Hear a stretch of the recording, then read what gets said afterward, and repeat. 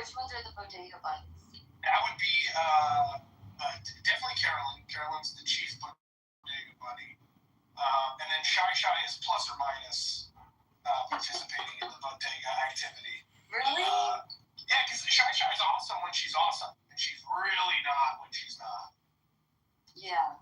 True. And all it takes is one bodega bunny, and the whole thing devolves into, like, kicking people in the head with Tim boots outside the bodega.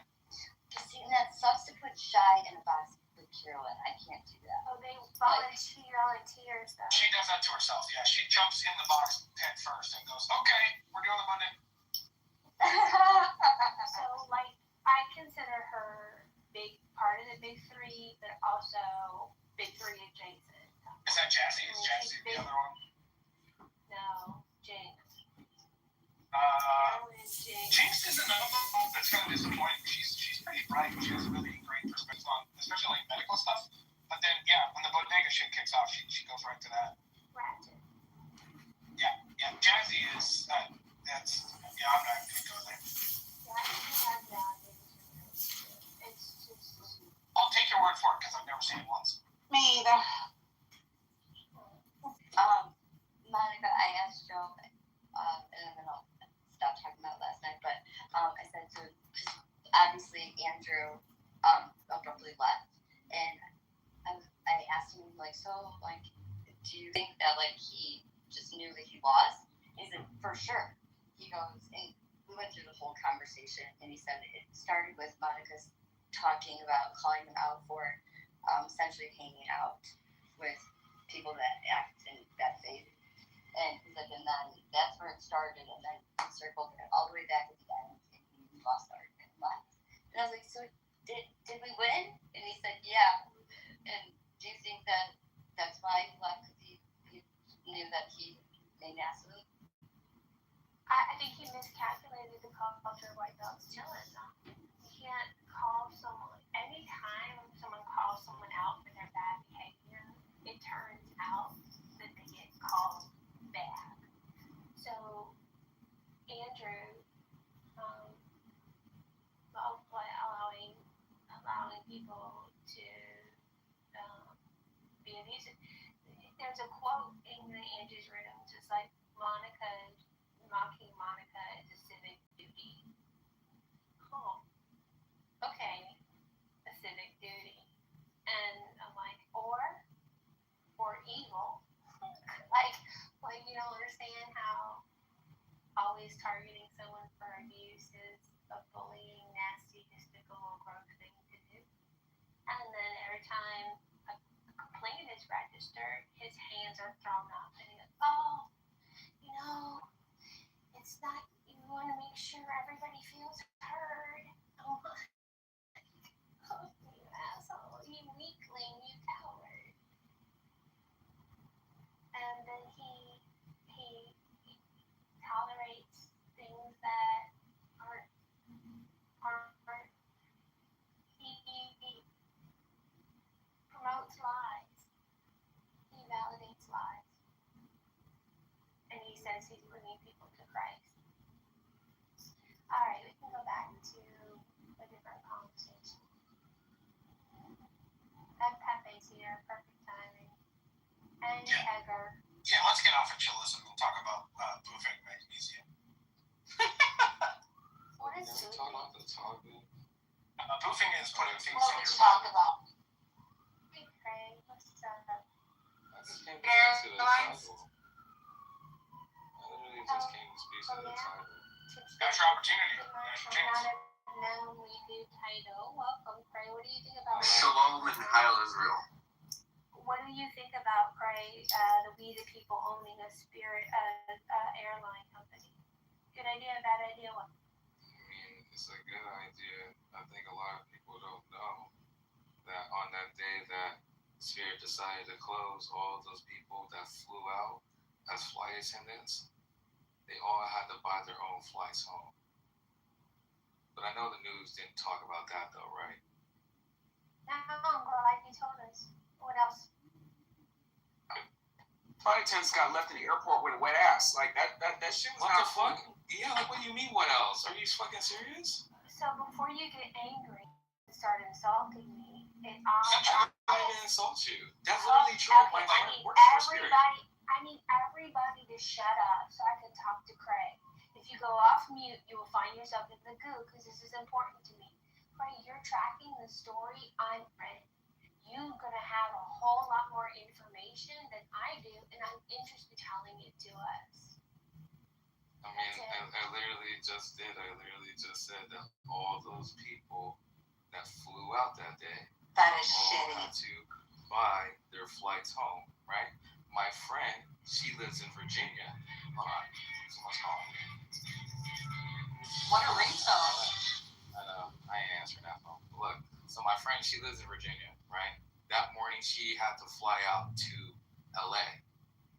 She flew out to LA, and on that last flight, they said, this is it, no more flights.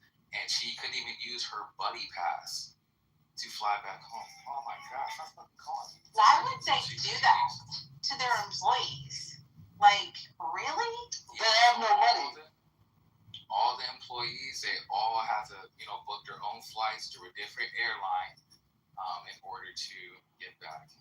That's particularly egregious though, because it wouldn't have cost them any money to let them keep their non-rev benefits, because Right. non-rev is literally non-rev. The other airlines don't expect to make any money off of those sorts of passengers. If they don't have money, then why did they let all those flights go when they knew the day before that this was going to happen? That sounds like a waste of money.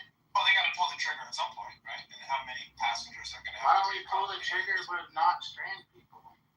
Well, what day of North American air travel can you cease operations and not strand people?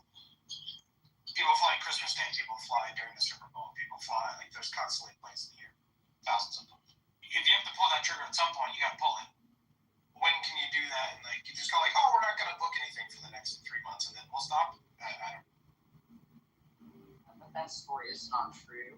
So I would suggest you go back, Ray, and really research it yourself. Because Delta Airlines, Southwest, they all flew all the flight attendants and crew back home. Yeah, a lot of the competitors were. Eventually, they did not charge.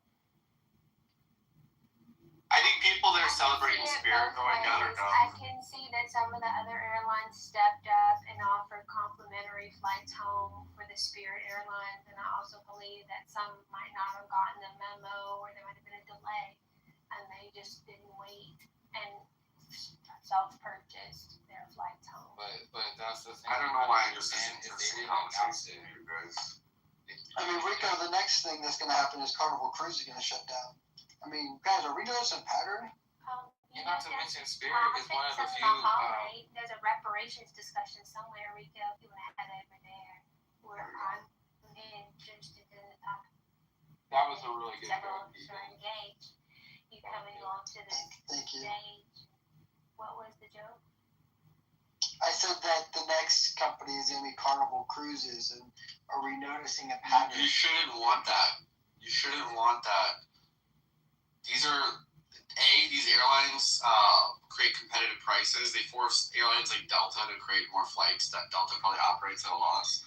And second of all, these airlines kind of naturally segregate like a type of person you play to work. Yeah, I was about to say, if I was using your logic, Keegan, I mean, if you don't want the people you're talking about on your flight or on your cruise, then you just kind of want to keep those.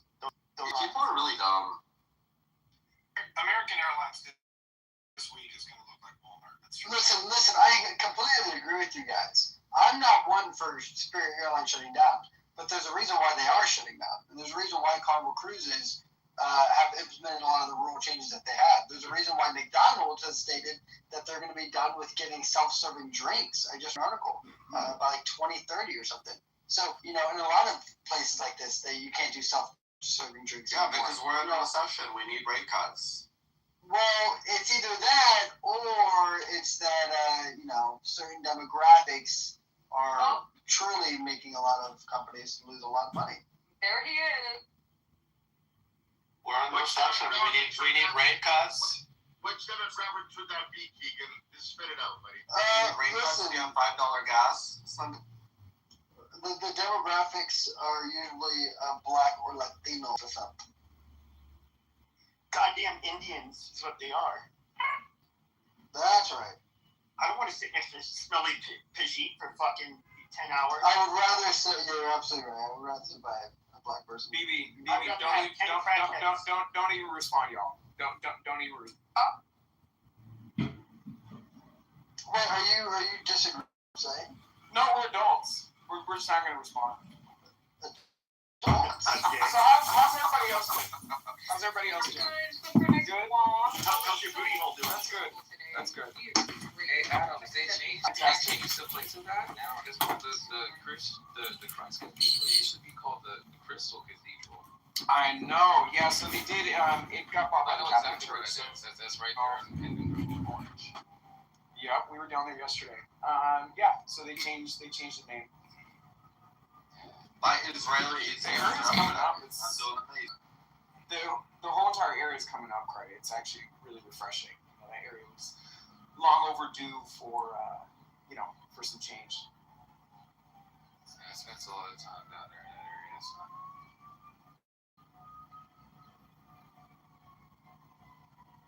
If you want to buy your moms a gift for Mother's Day, Bonefish Grill along with Carrabba's and Outback, you buy $50, you get $20 in other coupons free. There you go. Let's walk out $140. They only paid $100. You know what's crazy, Craig? So we went to the Spectrum yesterday, and everything is so different. I haven't been really down there in like a very, very, very probably like 3.5 years. Laguna Hill Malls is gone. That mall. And honestly, the last Mission Viejo's few years, next. the last few years before that mall left, you could just tell that mall was. So I was dying. Like, I was looking at LA rents. They're going down. Like, you can get a studio. we're not talking about LA. It doesn't matter. But you interrupted our conversation. I don't care. Anyways, Craig, this is wild. It's wild.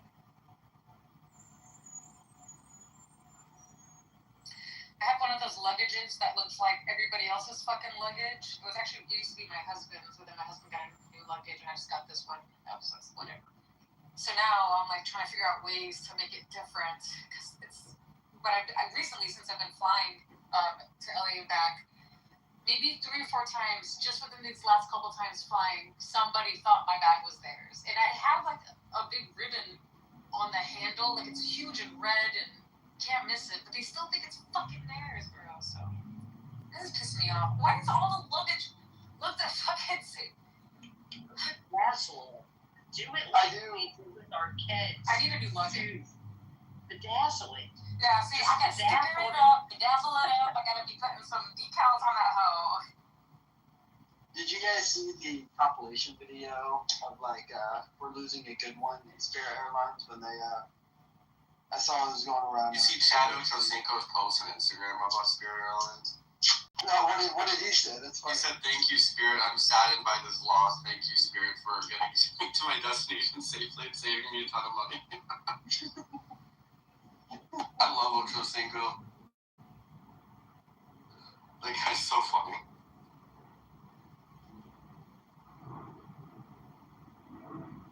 So Vera, when coming out?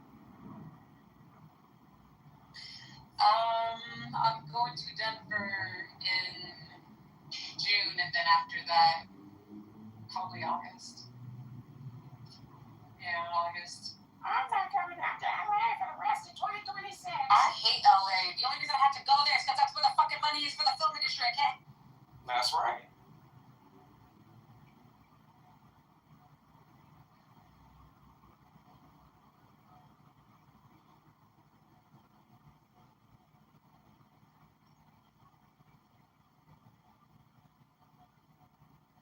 And LA doesn't like to do Zoom calls.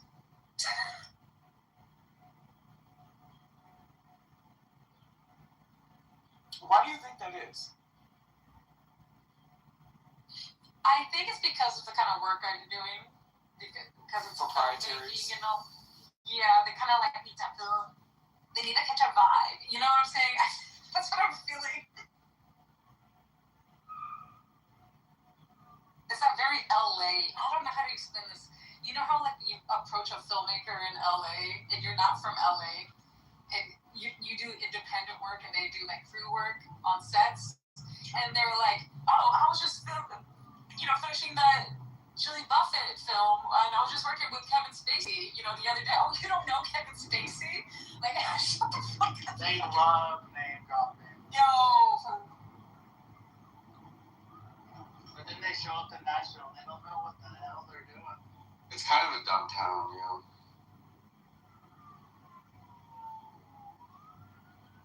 But when they come to New York, they're like, hey, Vera, where's the rooftops? Where's the speakeasy? The Bay Area is where the high IQ people are. You said the Bay Area is hot? You would The find Bay more Area comfort is- in the Bay Area. Rico. The Bay Area is more high IQ than California. You would find the Bay Area more attractive. I don't know what that means, but Don't forget about the gays. that's in San Francisco, not Silicon Valley. Silicon Valley's a different place. Pretty off topic, but if you PTR, that's a picture that just popped up. And I was in first grade, and it was right after a huge flood, and the Kennedys are standing in the background. They came to see us. We had to go to school with a fucking bag. They were going to school in the back of a bag. I mean, who does that to their children? That's some totem gas shit. And if you're a straight man, you should love San Francisco because of all the gays. It creates like a male-female imbalance. That was the most download shit I've ever heard. What? Oh, No, it creates way more single women than single straight men. So if you're a straight man, But I'm not gonna go to a gay bar to find straight women there either. Like, that's stupid. you know they have like normal straight bars in that city, right? Yeah, but what would you know about, like, Yeah. No. Adams, you're like the gayest guy here, aren't you? Like, you're literally gay. stop. Rico, stop. Meeting women from Clubhouse and flying them out and can't get an erection. And then you have these women coming back and reporting to the app, okay, that you can't get your dick hard. So I don't think that you need to be giving advice to young men about where they need to be meeting women. You can't even get your dick off To the be couch. fair, Not for all women. To be fair, he Fuck. wouldn't Not be for able all to get women. me boner either. So I Ooh. Thank you, Pepe. Yeah, Pepe, can I hear what would That's like a cell phone if a woman. Pepe, can I hear maybe a role play of what would Issa be like when meeting Rico for the first time? Go ahead. How did God get Rico, boy? That's like a cell phone if a woman says that about you. Huh? That's like a cell phone if a woman says that about you. Oye, papi, you have low blood pressure? I'd be super excited. I would find nutted like pretty quickly. And then, if she was hot, that is. Yeah, but you have to get an erection first. See, that's the difference, Pepe. They might fuck her for a couple hours afterwards. It's nice. But that's if she's hot. You'd have to get the erection first, Pepe. Maybe you don't have that problem, but, according to Issa, Rico does. But when I was 18, you could be the fattest. Adams, I thought you'd know more about And I would have a rock hard boner. But like now, I have to at least be attracted to you. I mean, that's that. I mean, I thought that you'd masturbate more on your computer screen than any person in this room actually gets real life action. So, I mean, the fact that you can't get a hard, that you've had a lot of practice. You're beautiful. You've had a lot of practice. Guys, I don't really want to hear an argument from an incel and a gay man. Can we move on? I'm not an incel. I don't know who the fuck you're talking to. I don't know why Rico is taking pictures. You're Rico. Why are you taking pictures of other people's cars? Each car. You were talking to him. Oh, shit. Wait, hold on, Beth. Rewind. He did what? Rico has his PTR right now, and he walked through a parking lot and took pictures of other people's cars. That's a good burn, Beth. Thank you. You did a good job. That's Rico's Range Rover right there, Beth. Okay. You need to get yourself bigger so you can rape women in the back. Okay, Oh, child. stop.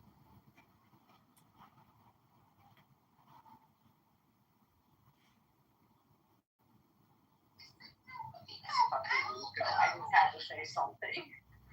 I'm sorry.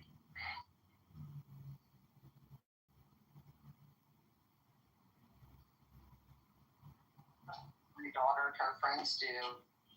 And I got called by Land Rover one night, and they're like, "Why is your daughter on our lot?" I'm like, "I don't know."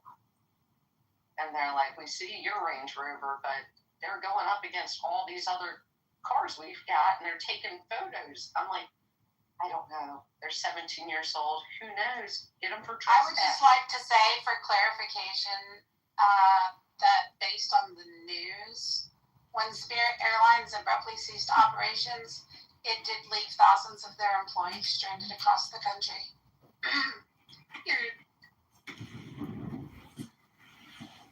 Yeah, that's what a Can we- Spirit's company looks like. Yeah, I was gonna say, can we blame the employees a little bit for working for Spirit Airlines? Yeah, I'm gonna Like- say, right, other airlines may have stepped up, but some people probably had to get, you know, I mean, it was probably mayhem. There were probably a lot of people that booked their own flights just to get home. Right. Before they were stranded for who knows how long, so I'm sure that happened. Okay, so they'll form a class action lawsuit, and then they'll sue Spirit, and then they'll get into the liquidation preference, and the bankruptcy filings. That's how. They'll get like $200, and here's a free flight. Hey, if anything, Spirit Airlines kind of give them a favor right there. They're like, hey, do you want some of this money that we're about to get on this liquidation? So, I mean, Rico's got a good point right there,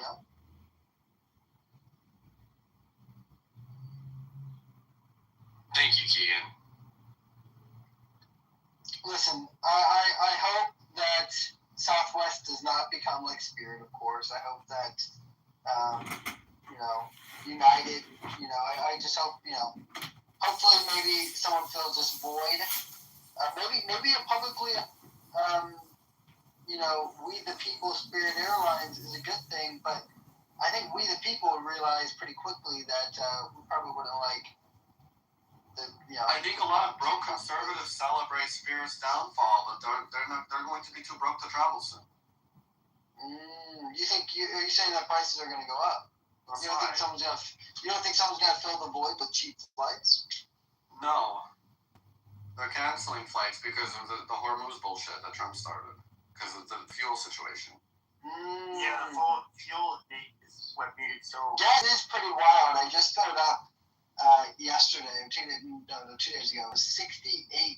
I understand for some of you guys living in Jet East fuel is Coast, West almost Coast. I paid $116 yesterday. Yeah, see, I know for you guys, but like 68 for me, I was like, wow, that's pretty expensive. Usually it's like, $45, $50, but $68.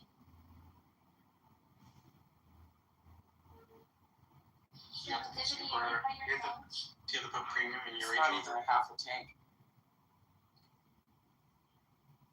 What was Was the that Bobadine? Was that Bobadine? You know how we were talking the other day, like everything is annoying. Everything is annoying. Yeah, Bobadine. I put 93 in there. It's happening again, Deputy. I don't know what to do about it. It's We like, should talk about the rice and shade. Monica, I have plans for happy hour this afternoon. Something to look forward to. Hey, Adams, you're sounding better than when you. Adams was hilarious, y'all. He comes up on stage this morning. Hey, I'm just joining the stage, and then I'm going to bed, and I'm really sick. And then an hour later, Hollywood gossip and the tea would nod, and he's all energized and happy. And I'm like, oh. well, I told you because you Gossip were is here, Monica. Adams' medicine. You were not here. So I smoked a blunt. I felt a little bit better, but my throat still hurts. I'm sad that your throat hurts. Thank you. Me too. But yeah, no, Monica, I definitely agree with you. I don't know what you would say you're referring to, but if it's what I think that you're referring to, I think that when certain dynamics get introduced into certain spaces, yes, things do become repetitively annoying. I had a phrase I liked that I used with Dipsy. Everything's sandpaper. Like everything is just like adverse. And it's like, okay, well, this is probably not normal.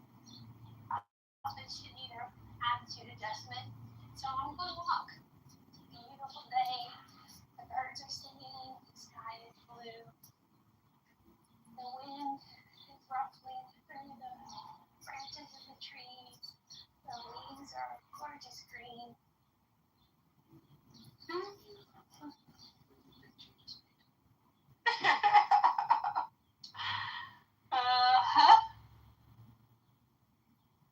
Okay, here's serendipity. If you pull it up, it is Delta is the main airline that is flying everybody back home from Spirit.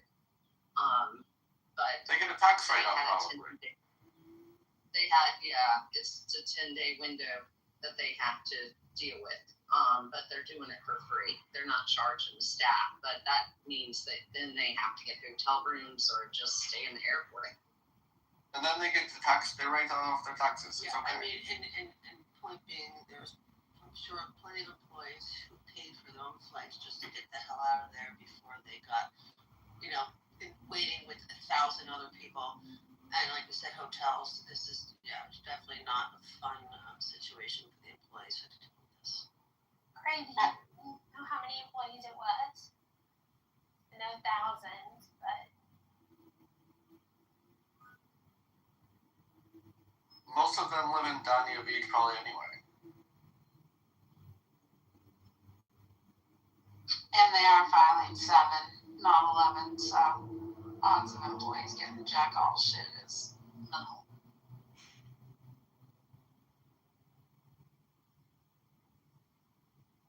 so who wants to buy an airline with me? But you're a broke conservative. You don't know anything about anyone's financial status in this room. Dickerson, I was about to remove him from the room. I mean, I don't hear Monica complaining that the Jews are the reason why she can't check out at the supermarket. It's the blacks. I'll say, hey, can you guys unlock the cabinet for the deodorant, please? The website is so Oh my god, you guys are so ridiculous. I swear I'm gonna block you both. There's so much interest, Bureau, in pledging to help buy the airline that the website's been down for hours. Serendipity, don't do that. And you want to know why you shouldn't do that? I This pendulum swings both ways, and their corny, raw, redundant material is only going to be material for the other side when the pendulum swings the other way. I'm willing to take that chance. Monica, you see what I'm saying? Is Rafi here? Or no, he left. I just have higher expectations for fucking grown-ass adult men. Well, that sounds like your problem. I know. Shane, That's your fuck fault. on me. I've listened to them long enough. Shit, I would have come to the conclusion that you can't.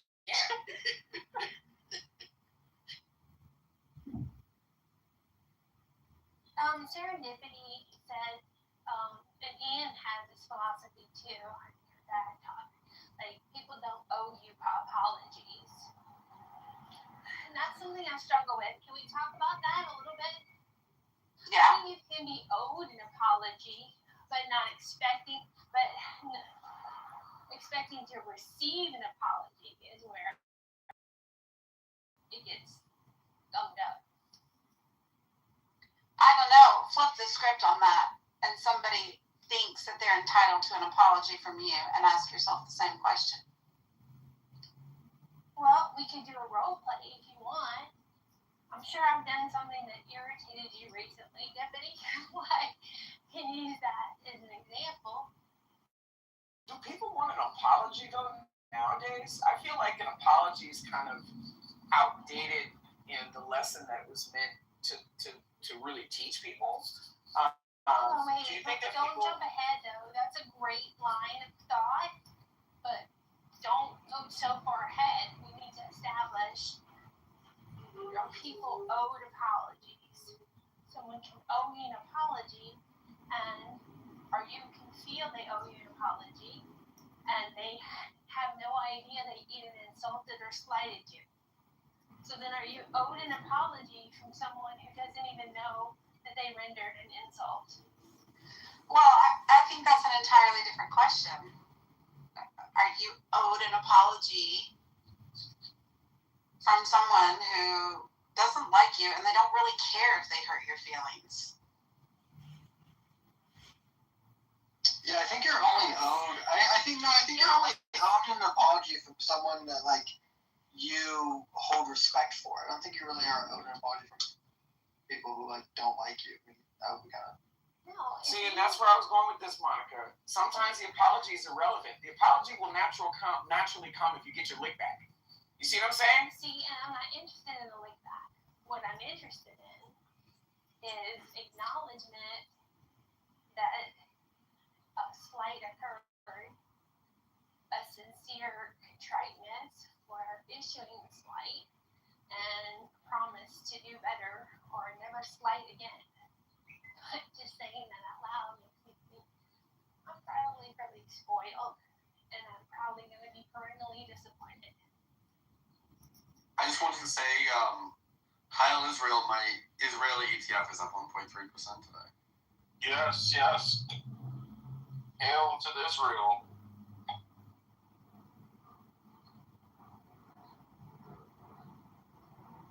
Who was that?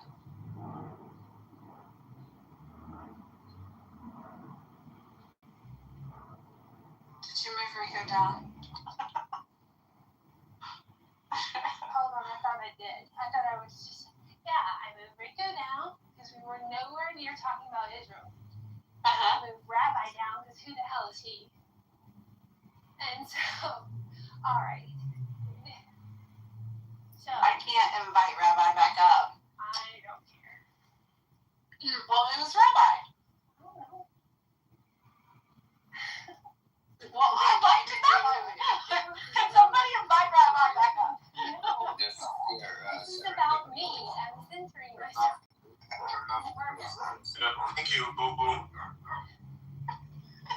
Who is Rabbi? Do you vouch for Rabbi? Don't even ask. Oh, are you not vouching for Rabbi? Come on, Boo Boo. Like, I'm not part of this. oh, child. All right. Well, okay. So now you're on a warning. All right, Rabbi. Like I know. Thank you, Boo Boo. I used to be a dog personality, and Clubhouse has turned me into a cat. Meow. Just a meow. Can you do a roar? All right. Apologies. All right, I'd like to apologize. I'd like to apologize to all the single ladies. You see, I knew it. Can you move him down now? No. Like, He's not hurting anything. Wait until he's offensive. Okay. He's offending me. Oh my gosh. I think you just want to be offended. I won't believe one bit. No, I was trying to. I can't explore rescue all the the ladies. dynamics of Clubhouse relationships, and this stranger is all up in our group. Like, get off, shut up. We can talk to you in 10 minutes when I can no longer talk. Okay, all right. Okay, Monica, so here's the thing. To Adam's point, I know I'm jumping ahead, but number one, do you want an apology that you have to ask for? Because I sure don't. No. I absolutely don't want an apology that I have to ask for. Number two, I'm certain that there have been times, if you pick a particular cast member, where unwarranted you have made snide or, passive-aggressive remarks about said person, maybe because of past, interactions, but like... Only Stigler. Oh my goodness. By virtue of using that name, like, okay, but do you really think that you owe Stigler an apology? Even though he might be offended at something that you do or say? Like, he might think you owe him an apology, but you probably don't think you owe him an apology. You know you're not going to stop calling him Stigler instead of Stilgar. And so why would you apologize for behavior that you know you're going to repeat? I don't know. I don't think it's fair to make the assumption that people owe you anything. They're not required to like you. They're not required to be your friend. I don't ask to be They're not required to even extend common courtesies. I mean, we would like that. I would certainly like that behavior in society as a general rule, but nobody's required to play by the rules. Okay, so that's 3. They don't have to like you. I never asked to be liked by everyone. They don't have to be civil. Well, in our rooms, I think they should be civil. And then we have thousands of accounts, and he's threatened us with harm. He's tried to blackmail us. Said if we play to his demands, then he'll let us live on the app. But if he doesn't, we don't accede to his evil wishes, he will remove us from the app, and he has the power to do so, allegedly.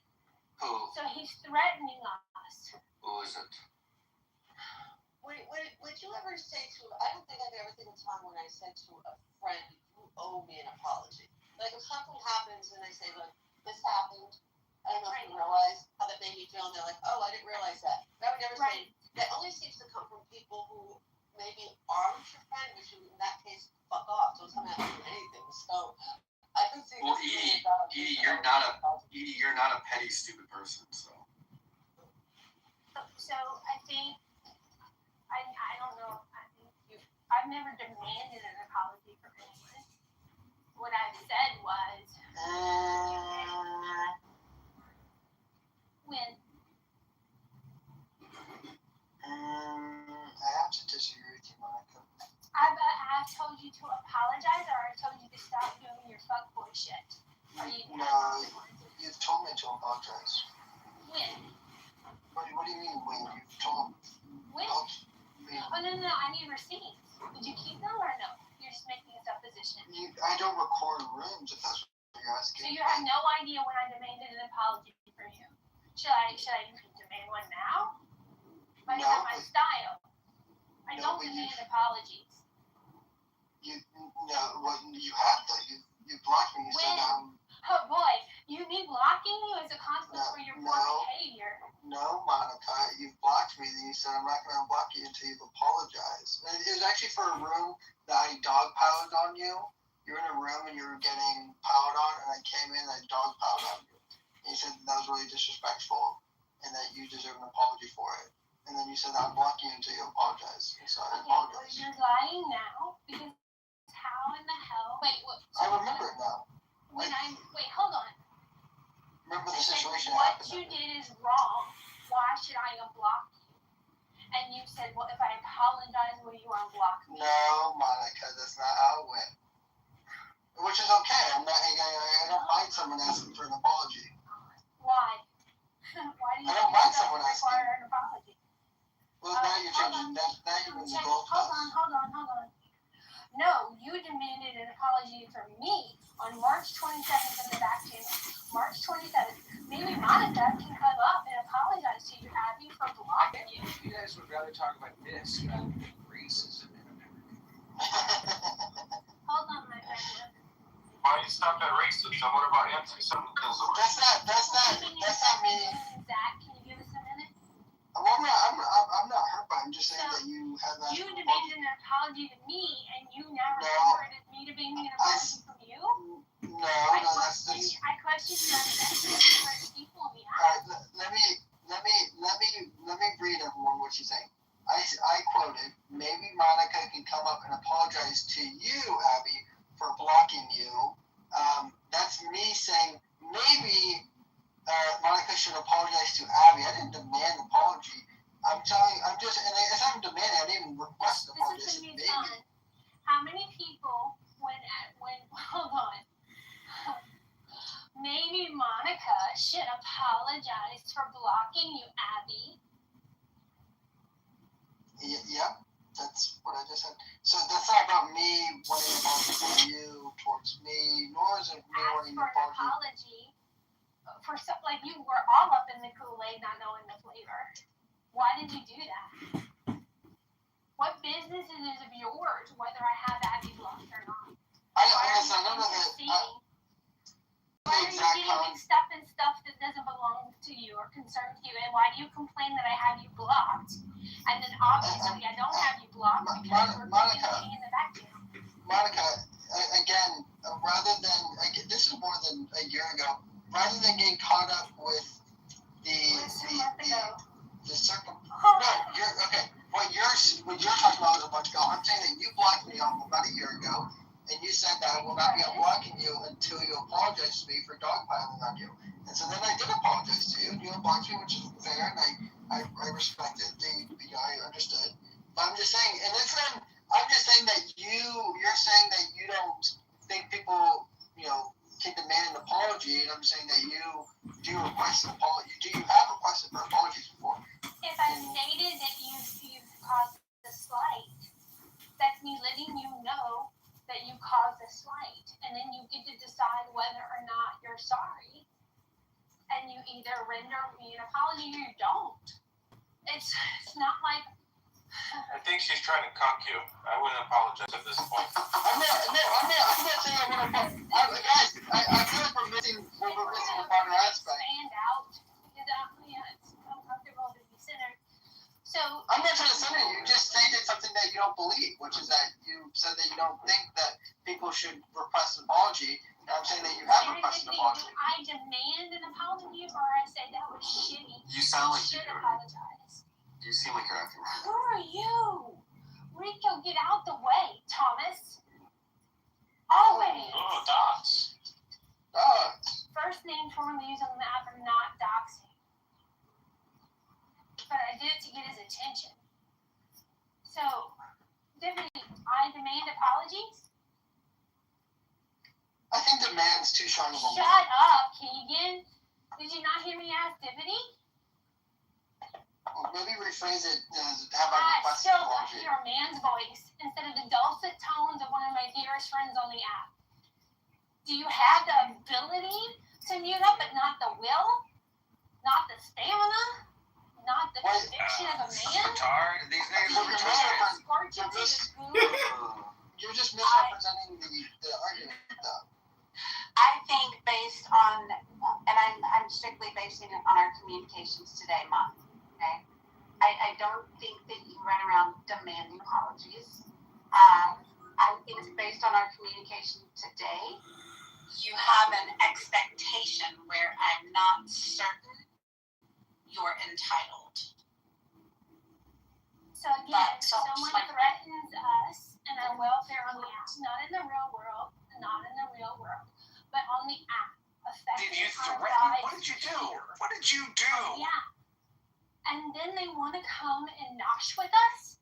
They want to have a tea party and a coffee clutch in our spaces after they threatened us. And I'm supposed to be okay with it. It's a huge ask. It's a huge ask. And we did it again last week. And what happened? Like, I'm legitimately upset about this. I allowed Brad to squat on our stage and contribute for hours. And last night, I wanted to go talk to Rafi and them in their room, and I couldn't.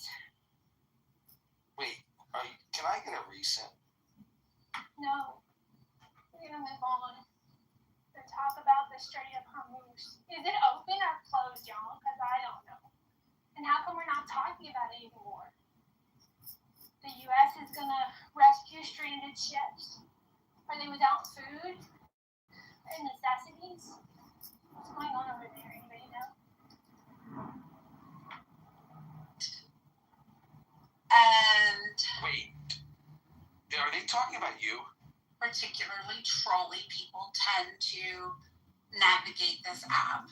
And I think the overlying question is, you have somebody in a room that treats you poorly for any type of reason. Whether they're crashing out with you, whether they're just talking mad shit because they're a troll, and they like to be offensive and disrupt. And then they show up in another room and they want to kiki it up and rub elbows and just participate in the light social interactions and act like a normal human being. Should you have an expectation of apology for their prior behavior? Should you just not allow them to interlope? Should you not allow them to interlope on the conversation? Should you just let it roll off your back and keep it moving? That's kind of the overall, I think, bigger arching topic of conversation. Some people find it hard to navigate because in one room people will treat them one way, and in another room they'll act like people will treat me abhorrently, disgustingly, invasively, just pervertedly. And then want to have a civil conversation in the rooms I host. What's my responsibility to them? And when do I get to be angry and offended and tell them not here? Not here. It seems grossly unfair, and I think that's why I'm so upset. And despite me calling Stigler Stilgar, stop. Despite me calling Stigler Stilgar, did it wrong again. Despite me calling Stigler girl, it doesn't mean I got it eventually.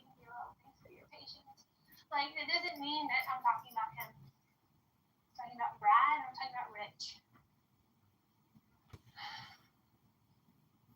And actually maybe a little bit of Stigler because he laughed at Tim abusing me. And I know it's not abusing me. Inconveniencing me. Humiliating me in front of people. Ha ha ha. Isn't that great?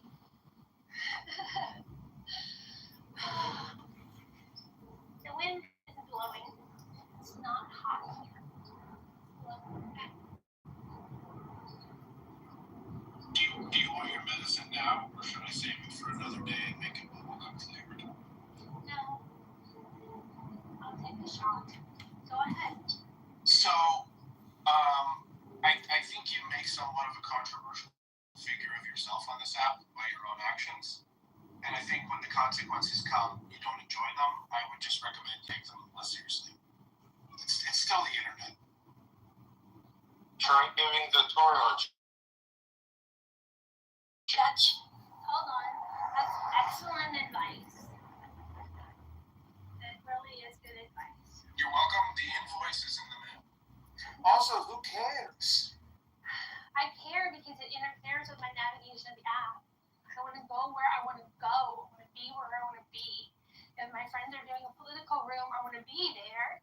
And so maybe I can offer a poll suggestion or a link that provides context and information.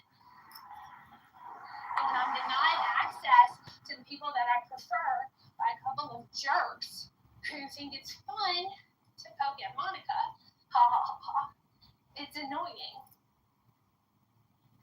And I don't think I'm as controversial as Stigler thinks I am. I just think people like a target, and I happen to provide an excellent one. I'm not laughing at you, boo boo. You admit yourself that you deal in controversy. When we're doing audiobooks? No. I think you do it for altruistic reasons, or at least you believe they're altruistic. At the very When we do minimum. comedy night? But you've mentioned yourself that you'll lean into controversial topics because you think there's value in the rational conclusion on the other end of those controversial topics, and dealing in controversy to discuss them seeds the conversation, right? But the problem is that tactic has this natural consequence where you tend to take things very seriously, and people tend to disagree with you in a maybe not so polite way, and you end up having to deal with those consequences. So you probably get more done than if you weren't utilizing that technique. But as a result, the nail that sticks out gets hammered, Yeah, I can see that argument, and I don't think it's wholly without merit. And also, people don't pay attention. I'm the poster kid for the KKK, and I think racism is important. I don't like racist people. I live because bigots deserve to breathe too, as long as they're not enacting violence upon people. But it doesn't mean I support or encourage them. So one of the most frustrating things about the dialogues on the internet is you question something horrible that people said someone did, like Trump's now a pedophile apparently, and you're asking for more information, and then you suddenly become a pedophile apologist, and then suddenly you're a pedophile. We have no critical thinking. We've got to do better. Well, I have. This is a struggle for me because I have some contentions with your position in people adjusting their behavior in certain rooms. While I love you. You are single-handedly one of the most precious people on this app to me.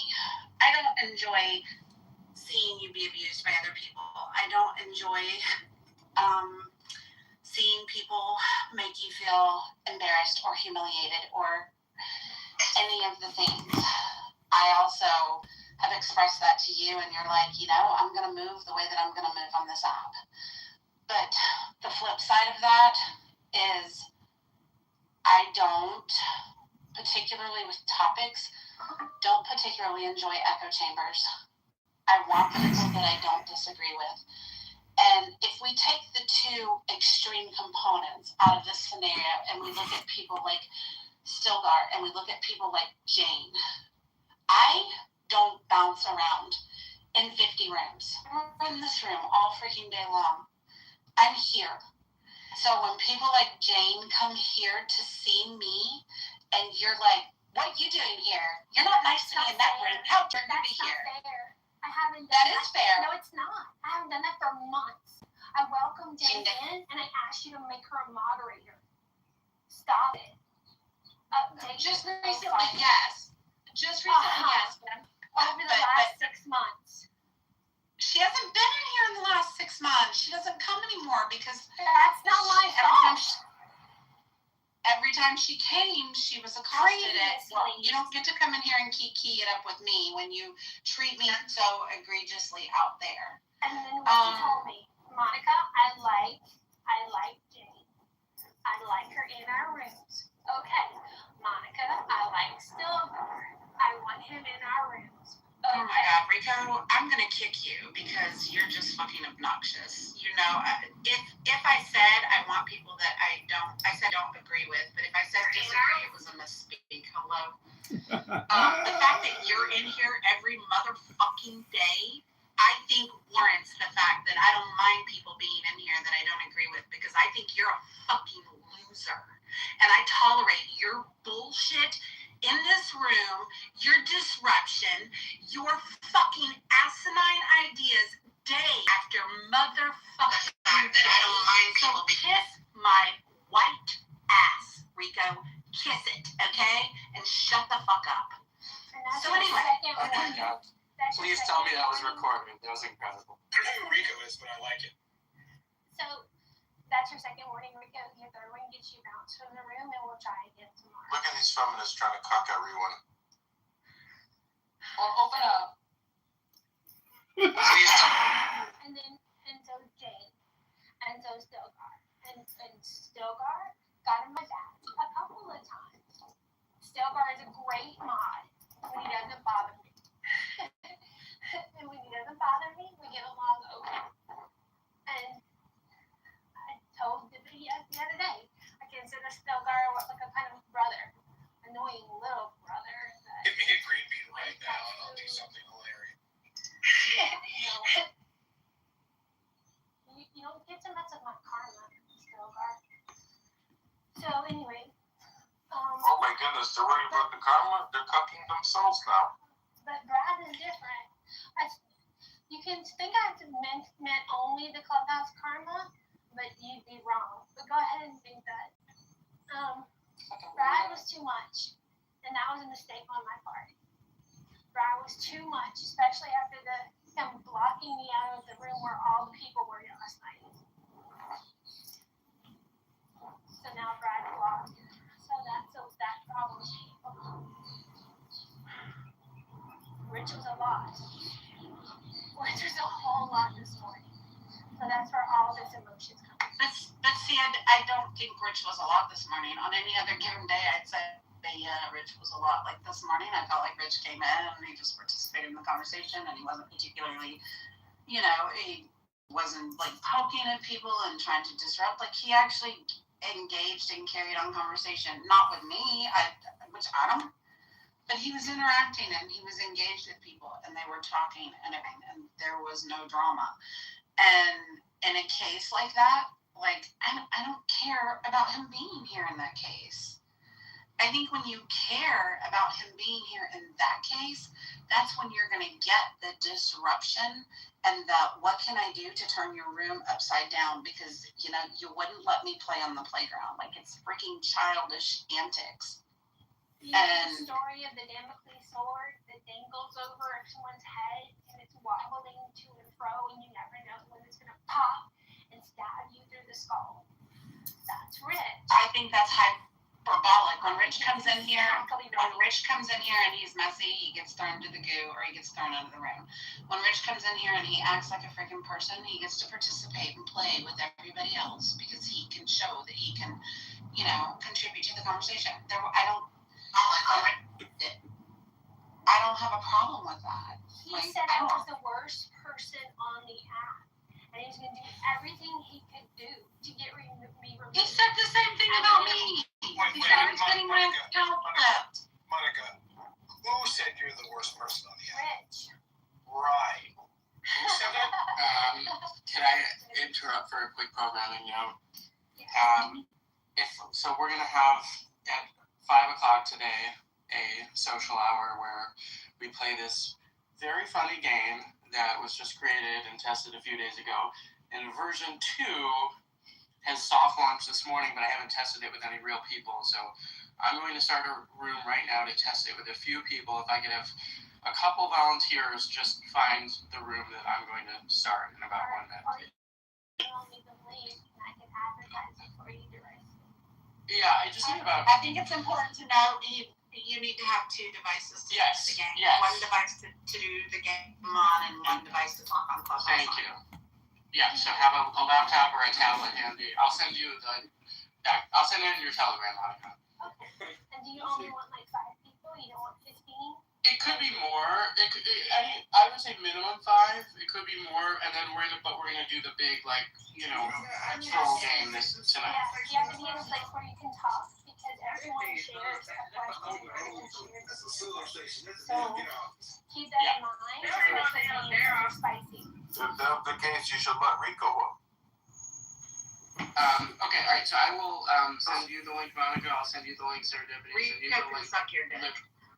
Liberty, and I'll send if you still have the same Signal account, I'll send it to you also because I think you would be good at it. I do, yeah. Yeah, and I'll be in a hotel room at 5 o'clock this evening, and this sounds infinitely better than watching Shark Tank. So. Okay, cool. Okay, so back to apologies, and then I'll go on to Lynn can return to his conversation about are we the people airlines think it's a good idea or not? Because I think it's kind of charming. I'm excited when I see, like, what did Miro say? I've got red, white, and blue flowing through my veins because of this. So exciting.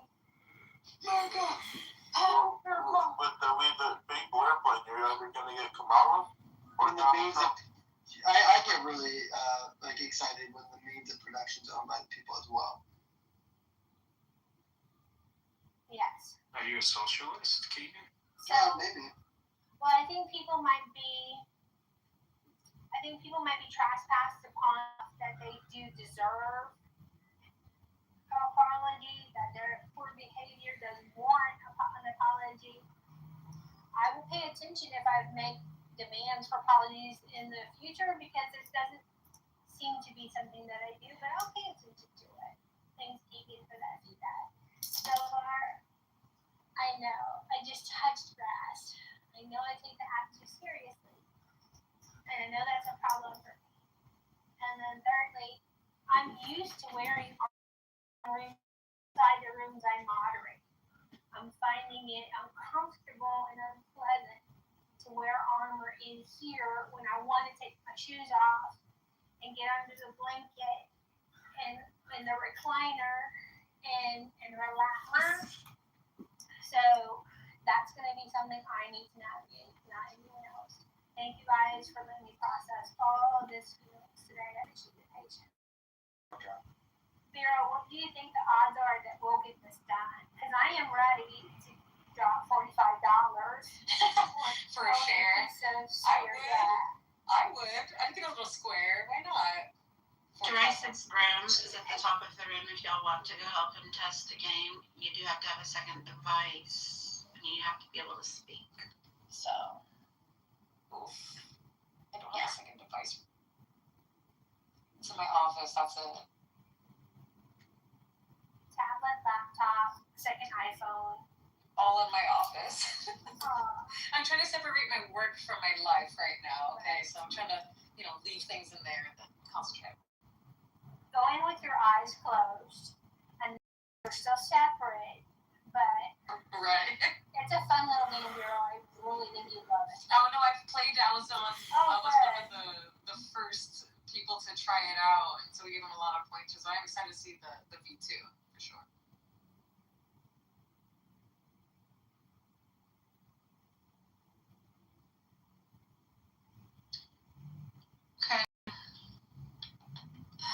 I'm sorry, when I emotionally vomit all over the stage, it's hard to clean it up and then regroup and get the topic. I apologize. Are we still at war with Iran? Wasn't the time limit up? Let me see. Are we still at war with Iran? The answer is yes, and we will be for the foreseeable future. Says not exactly. That's crazy. The U.S. and Iran were actively in a war early in 2026 meter strikes. Fighting has mostly stopped under ceasefire began in April. Just a couple days ago, the U.S. government said hostiles have been, quote-unquote, terminated.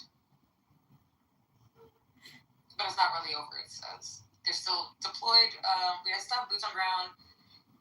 Incidents are happening where there's like missile planes or naval confrontations. And it's ongoing and uncertain.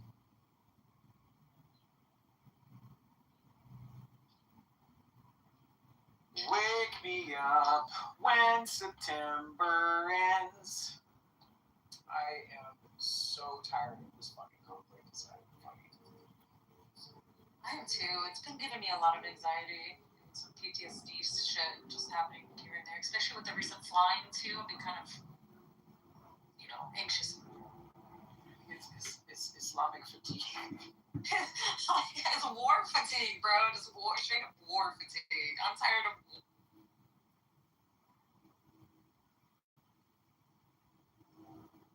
The oil price is only a first order consequence. The second and third order consequences have yet to show up, and it's going to get way ugly before it gets bad. I mean, if we can get rid of some fat people in the process of all of this, I feel like that would be a net positive. Wouldn't you still know? I mean, look, Ozempic is already doing half the work. Starvation is going to come in for the 1-2 for the 2 side of the 1-2. Yeah, this is a looks maxing summer, I think.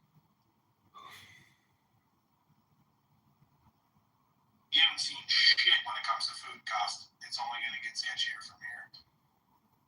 Enjoy your $22 pound of ground beef by August.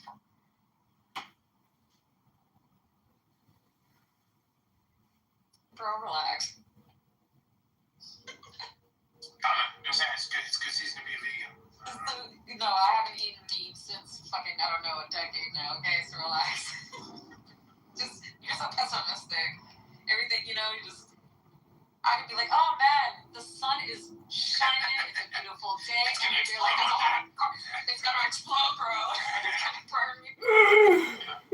Forgive me, as a millennial who is on his, 7th world-ending catastrophe. Right. Someone was telling me how, even in the room, there was like, it's a little irrational to be afraid of flights, right? Was that you, maybe? But the thing is, I don't think people realize, because when COVID happened, when Daddy Trump closed everything down, I was in Scotland, and I could not get home. And so now, you can't tell me shit's not going to go right, because one day a global pandemic happened, and I couldn't get home. So now flying gives me anxiety. Oh, air travel is definitely going to be a giant mess in the coming months. Aviation fuel is becoming very hard to come by, very expensive. Domestic, short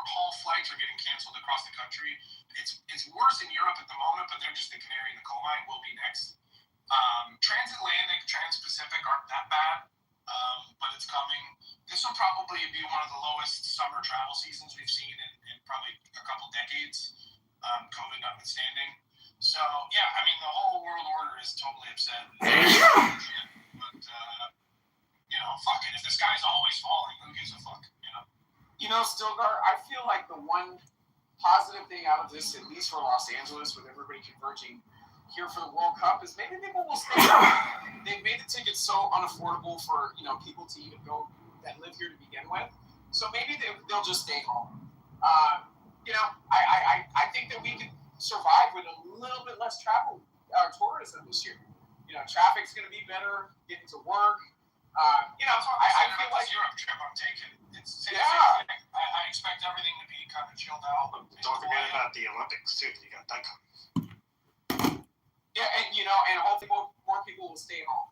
And if I absolutely have to go somewhere, it's like a 3.5 hour drive. I mean, there's nothing really that I need to see in the rest of the country for the time being. And even if I do, I have no problem driving there. I've driven from Santa Monica to Miami. So, do they have the train yet? I'm not taking the train.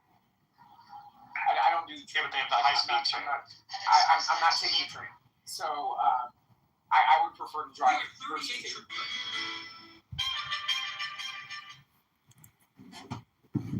Regional commuting, to Stilgar's point earlier about the high-speed train, I definitely agree with that. I cannot wait for them to actually, bring that to fruition here in California. It would save people godless amounts of time, in traffic. But aside from that, going from one end of the coast to the other, no, I'm not doing that. I'd rather drive. They do have, I've never taken it yet, but they have like luxury buses that you can sleep in. No, I know. Not interested. I'd rather drive. I can pull over when I want. I can sit on Clubhouse as loud as I want. Exactly. I can smoke a blunt, as long as I want. I can pull over, go to the hotel, take a shower. I don't have anybody rushing me, being on somebody's itinerary. I love driving across country. I don't know about you guys, but I love it. Have you ever been on a shower on a bus or one of those super trains? No. I refuse to take them. It's like rocking, and you're like touching the end. Oh, you're touching the walls of the ship. So, do you have to share shower?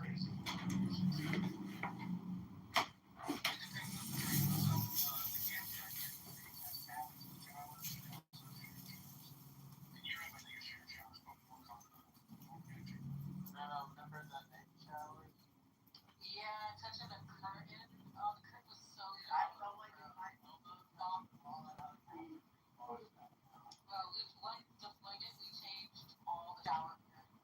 Got everything once and put them in half and how tiny this shower curtains. Yeah, but imagine I'm sorry, guys. That's why you gotta wear your flip flops. That's what the flip flops are for,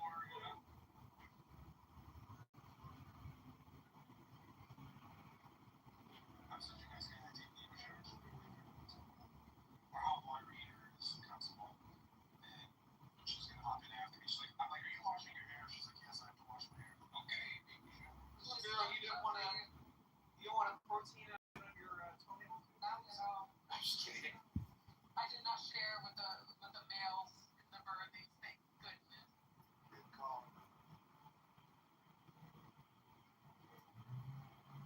Oh my god, but I remember the guys, especially when the Marines were on ship, everyone was wearing a hot pink at one point. They ran through all the Marines.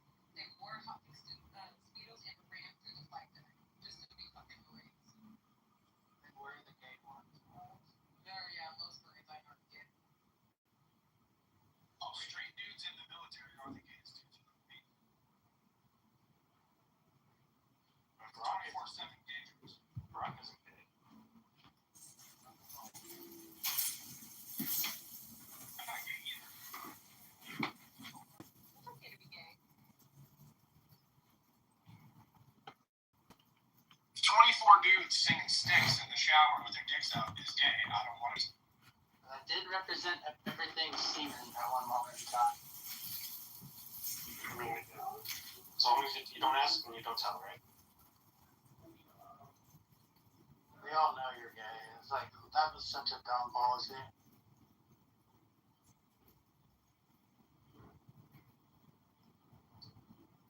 I was in the Army before they instituted that, and I ran into my supply sergeant at the gay bar, and he was in like a Speedo with full body glitter on. What were you doing? And I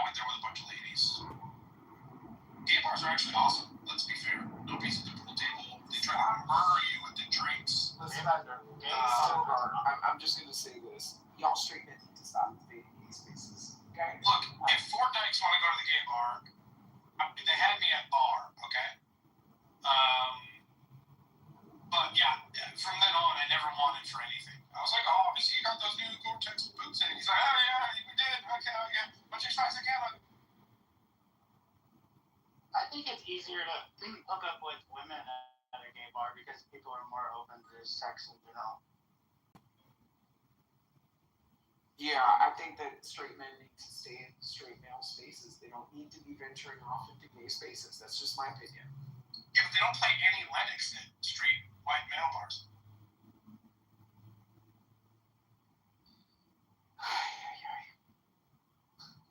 If I want to hear Going In for the Kill by LaRue, I have to go to the gay bar.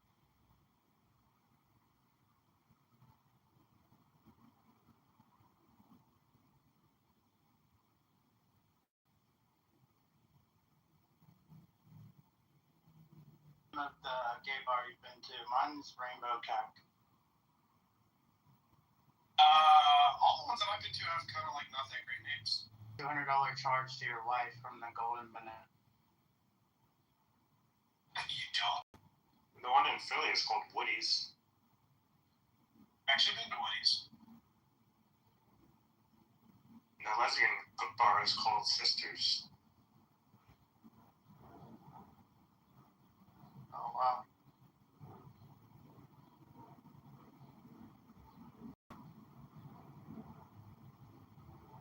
We have a lesbian bar out here called U-Haul. That was a joke. Is the straight bar called your basement, David? I don't have a basement. It's a name. David, what is your You don't have a basement? Is basement just a Midwest thing? Rico, don't ask about. No, we have a lot of basements in New York Yeah, City. the house I grew up in. Basements all around the country, they just are different. Not in Florida. I just have a Florida people have I don't see in basements. Florida either, yeah. I just have a crawl space. That's it. I feel like, but like it's super common, maybe more like tornado-prone areas to have basements, right? I think so. Well, we have hurricanes. But that involves water and flooding, and, that would be counterproductive. It's because all of Florida is like in a big swamp, so you can't have basements. That's right. Be nice.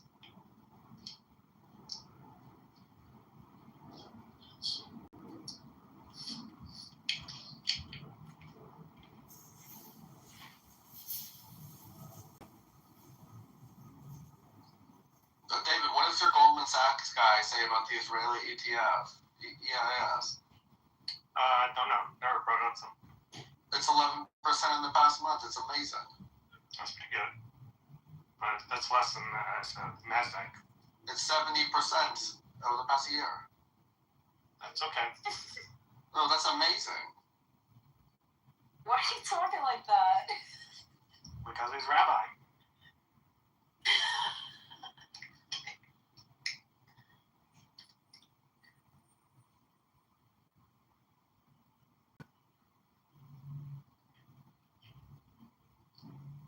The Israeli ETF is my new risk-free rate of return.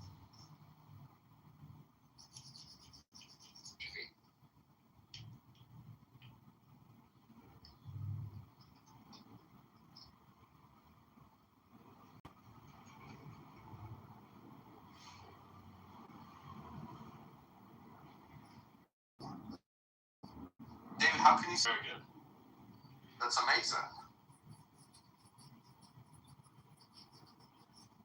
Let's look at the QQQ year over year. That's only up 9%, 8.53.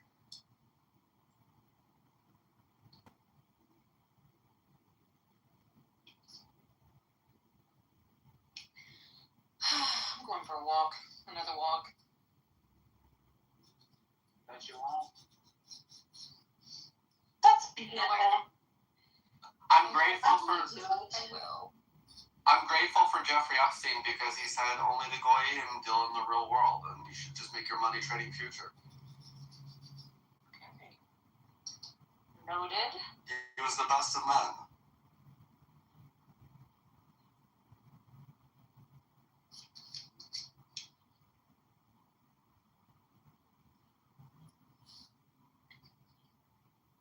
Walking on Rico's back, this skin mark in her underwear, you just can't scrub and bleach out.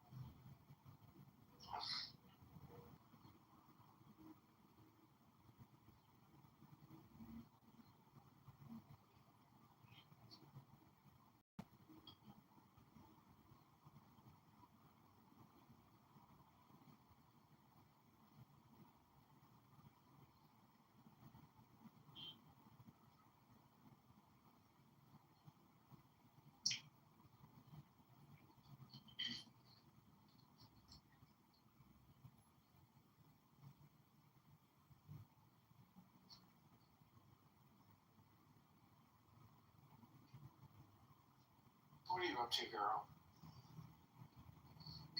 I'm thinking about going for a little walkie poo, have a little smoke. We have, I live pretty close to the Hudson, so we have a nice little path, little walking path. Get some vitamin D. Thanks, Liz. Do you have a park near you? I have Central Park, and I have, like Hudson River, which is a long walking path and bike path, and Sinton Park. Oh my God, there's so many parks around me. I'm thinking about it now. Like little ones too. Do they still do concerts in Central Park? Absolutely. How often do they do that? It's not like a All over the summer, like every weekend in the summer. You could live in River, North Chicago, and get the same quality of life for like half the price, but you got to sign up to living in New York. I mean, I'm married. I don't pay for anything. Okay? You know, it's really My husband- funny to me, girl. Like, are you ever complaining about money? I never hear you complain. Never, because that is not an issue.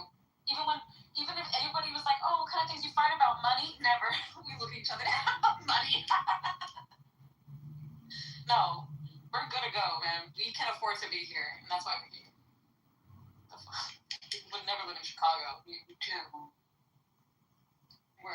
It was New York or nowhere, day one. Yeah, I would never live in Chicago either. I'm good on that. It's lovely. Don't get me wrong. The summers are nice, very nice. But nothing beats a New York City summer. It's the most loved city in the U.S. No, they do have state income tax, but it's not graduated. Like New York fucks you in the ass the more money you make. So it's like, why the fuck would anybody live there? At least Illinois is like a flat state tax. A flat state? Okay. It's a flat state income tax. Oh, flat state income tax. Okay. Not crime. Okay. Well, we all make our choices. I've made my choice. Any banger concerts coming to Central Park this year? Yes. Let's see. Like, When's Global Global what's that Citizens. Global Citizens. When's that? Usually in September. Citizens. We're going to Global Citizens is here perform for the big. I'm gonna see Hootie and the Blowfish in Central Park. let's go. Oh, When is that's that? fun. July something. Where does this perception that Chicago is like Detroit come from? I don't understand this. It's very dangerous. September 26th. Like Chicago's treated like it's like Baltimore or something. I'm trying to understand. It is Baltimore. No, it's Cardi not. B's performing. Maybe the South Side is. I never felt safe there. Maybe the South Side is. No, I was in North Chicago. No, there's no way. Yes. North of the river. Felt like I was gonna get shot. There's no way.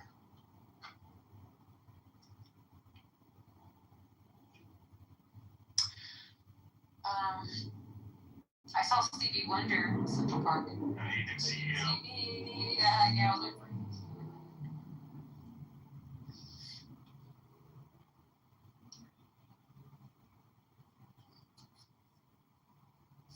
Are you gonna come to New York again, Rico? Not likely. it's too cold. I just don't understand the hype. You know? Yeah, look at man. It's dirty. Like there's like I literally last time I was there, like I think I saw like a plastic bag full of poop on the sidewalk. Yeah. Like, it's a disgusting shithole. That's It's not major nice. cities. Even Chicago's like that. Actually, Chicago is a lot cleaner because they put their trash in alleys. They don't dump it on the street. I get that, the trash can and stuff like that, but like dog shit all over the place. And like human shit all over the place. I mean, that's major cities. That's even LA. No, Chicago is much cleaner than And see, Florida. you have to understand, every part of the city of Los Angeles is not like that. Palisades is the city of Los Angeles. Harwood Hills is the city of Los Angeles. Like there's Yeah, many of other course. parts. But there's many other parts of New York too, and it's not all fucking shitty. You know? I'm talking about Midtown Manhattan. And then Chicago too. Chicago has very shitty parts, but then also very lovely parts. I'm talking about Midtown Manhattan.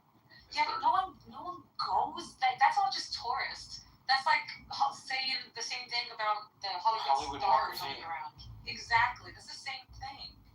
I'm talking like, bro, you gotta live here to see the beauty in it. Really, you can't just visit. Like it's such a warped point of view on things. Like it's so busy all the time. But I've been on streets by myself. Graffiti all over the subways. I get that's an American thing, but it's just I don't know. There's no graffiti on our subways. There's no graffiti on our subways. That's some 1980 shit, bro. That's just clean as fuck. Even in Paris, the rats are dogs out there. Okay? The rats are dogs out there, okay? Rats are bigger than there's like some ladies like fucking stepped on it. David stepped on it. Stepped on it. David stepped on it, and she fucking let out. I couldn't see her, but I could hear this whispering. David, do you know that restaurant Tao Midtown that we went to? David, do you know that restaurant Tao Midtown that we went to? Yes. Oh, you they have that in Chicago. Like they have that same restaurant in Chicago. Yeah, it's a chain. Yes, Jane. I know. So like, the point is that like, yes. My point is that it's not the same chef though. It doesn't matter. My point is, no, you guys are buying into hype. Is what you're doing. You can get the same recipes and it's the same stuff. And we can still travel to Chicago, but I'll never live there. You guys are buying into hype. Oh, this chef is famous. No, they can just write the recipe down and then send it to Chicago. It's not that It's not the same, huh? Not the same. Yeah, it's literally the same. It's not the same. Okay. It's not the same. Okay.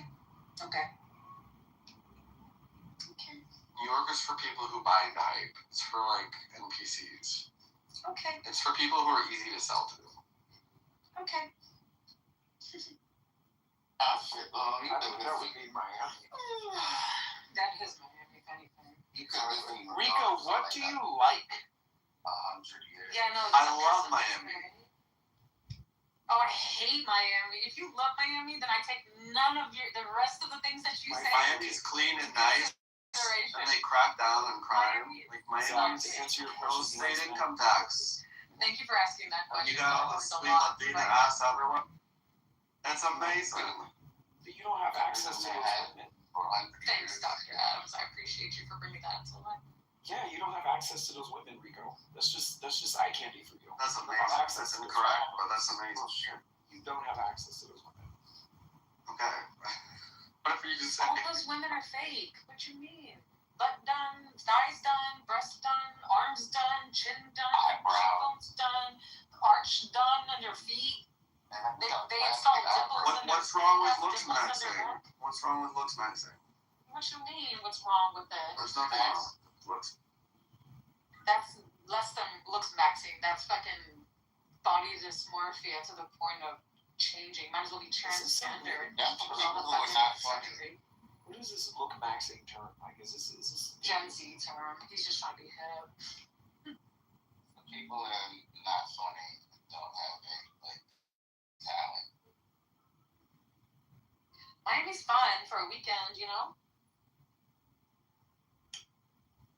The In first 2016. I spent 24 hours in Miami. It's the only time I've been to Miami. And I spotted a fake ass. And I knew it was fake. And that was the first time in my life I've seen a fake ass person.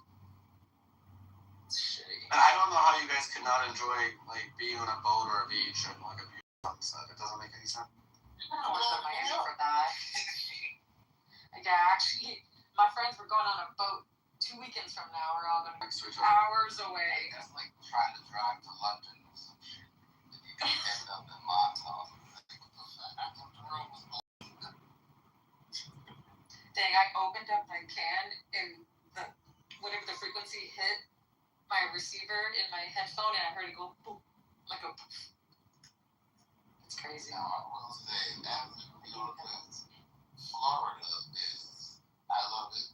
Like, there's only certain places I can go out there. I had to go to Vero Beach.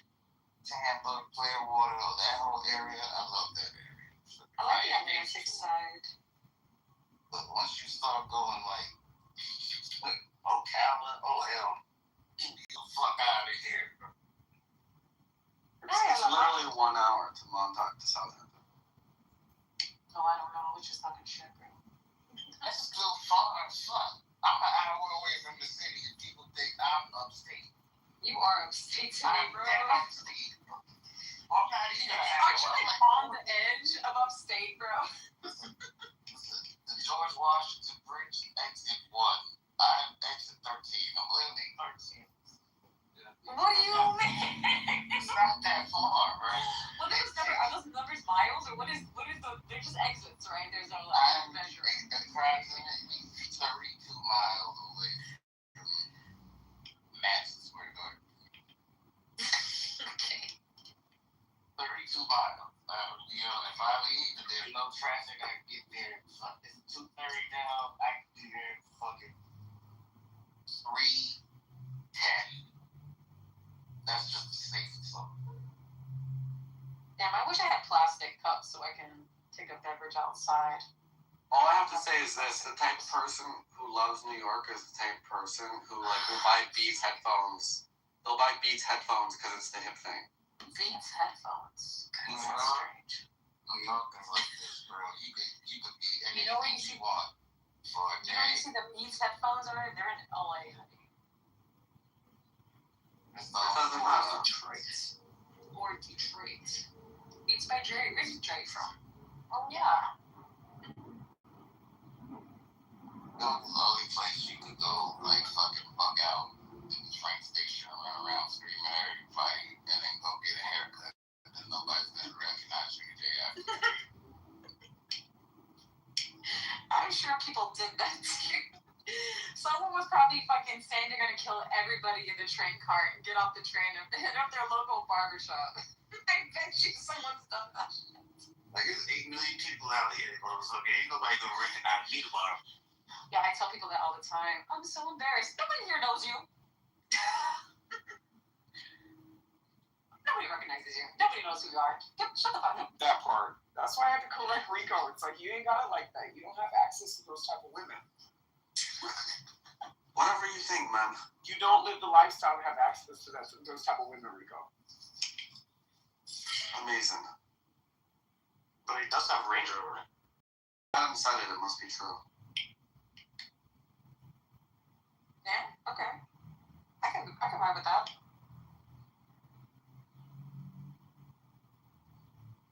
Oh my god, this all fit in the same fucking thermos. Hell yeah.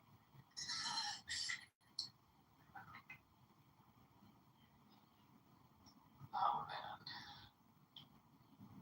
Oh my gosh, I'm gonna go heat up some soup. Your egg roast. My egg roll soup. It's right. Need to replace my shower curtain.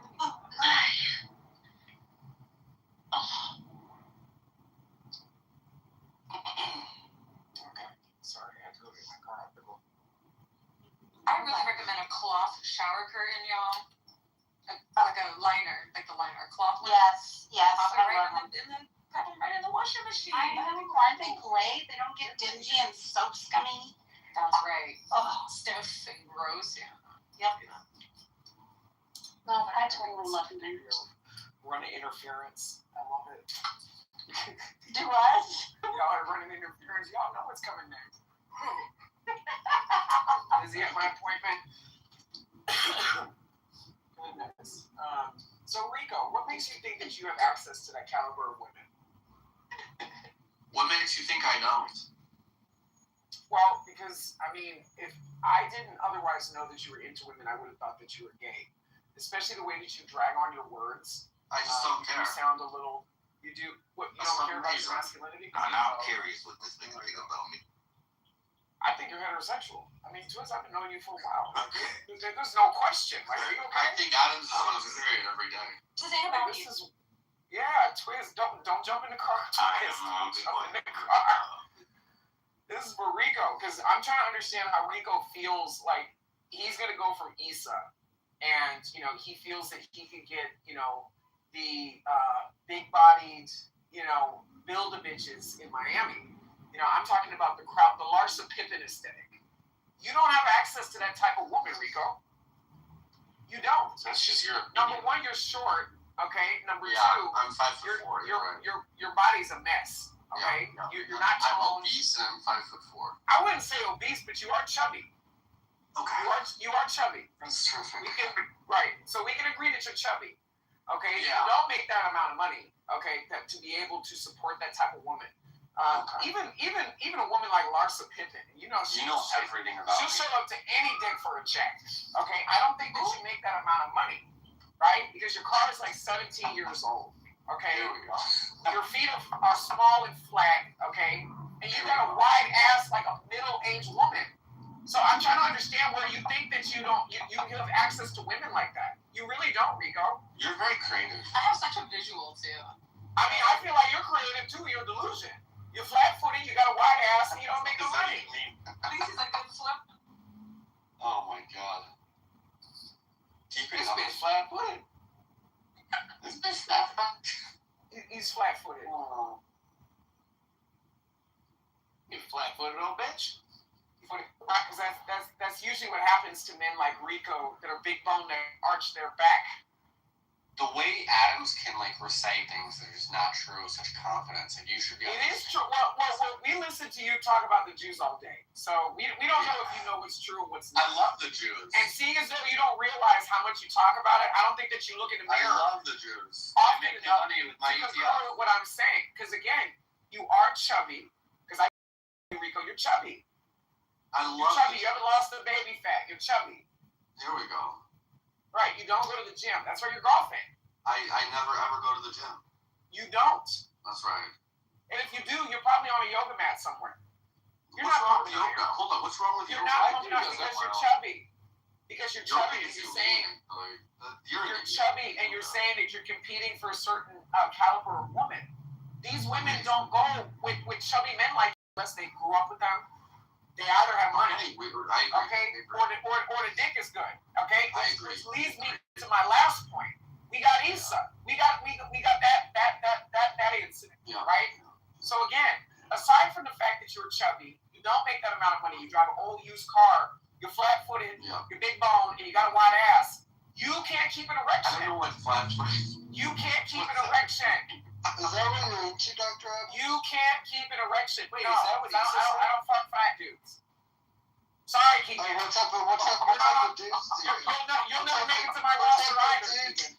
What type of dudes are on your roster, Adams? This is amazing. What type of dudes are you into then? Not you, Keegan. You don't need to be worried about what I'm into, Keegan. You don't need to. You know, as a matter of fact, Keegan. As a matter of fact, Keegan, you seem to be very preoccupied with gay sex. Why is that, Keegan? That's right. Why is that? You're working into every conversation.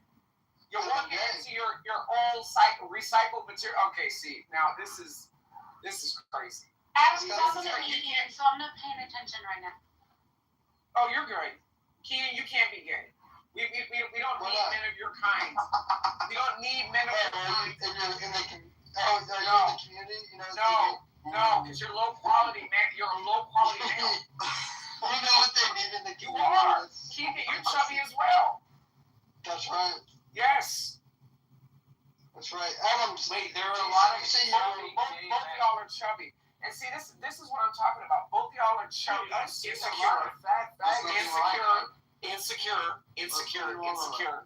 Y'all think that you're punching down at the Jews. Y'all need to punch I love across the the back. Jews. Their ETF makes me Like like it's disturbing to me. It's just a delusion. It's amazing that I can just say the words fat faggot and nobody responds in any way. Well, you're not talking to me. You must be talking to Keegan and Rico. So, I mean, what do you want me to say? What do you want me to say, my friend? What do you want me to say? Maybe if you bought the Israeli ETF, you wouldn't be so angry, Adams. Put up one in the chat if you've ever. You see what I'm saying, twins? Sassy. Adams, are you going to come today at 5 o'clock? Adams, did you get what I meant by that whole I'm in a meeting and not paying attention? Oh, I know, but I'm still going to respect you. I'm still going to respect you. I made an oath. I'm not, I'm not going to go down that road. I was giving you a freebie. I know you. I was picking up what you were throwing down, but I'm turning over a new leaf. Yeah, beautiful. I'm not even going to. I love that. I'm not even going to go there. Adams, did you hear what I said? Yes, what's going on? You said something at 5 o'clock. So in 2 hours and 20 minutes, we're all playing a game. So you just need to have a laptop or a tablet, and you can play with us. How'd the testing go? Good. I'm very excited because Yay! I was like 50% of me. I stayed up half the night, testing it until it actually worked, but I hadn't tested it with any people, only with myself, simulating other people, and I was 50%. No worries. Yeah, get better is the priority. Yeah. Thank you. I appreciate that. AIDS. Is that what happened? Take the high road. Wait, did you say AIDS? The high road. Take the high road. Yeah, is that what happened? High road. Take the high road. I mean, Adams, I hope you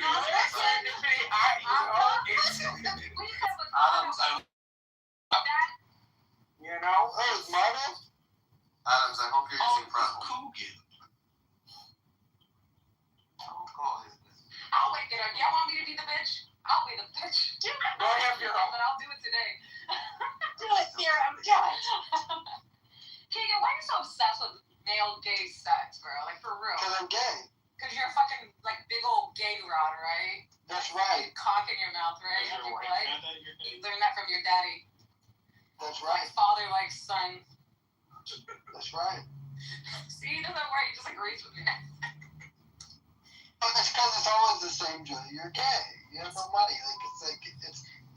No offense. That's Well, how it's from you, too. It's kind of... No, that's how women are. It's like. Every single day. You're gay. You have a small penis. Yeah. Adams does the same thing as. Adams does the same thing that women do.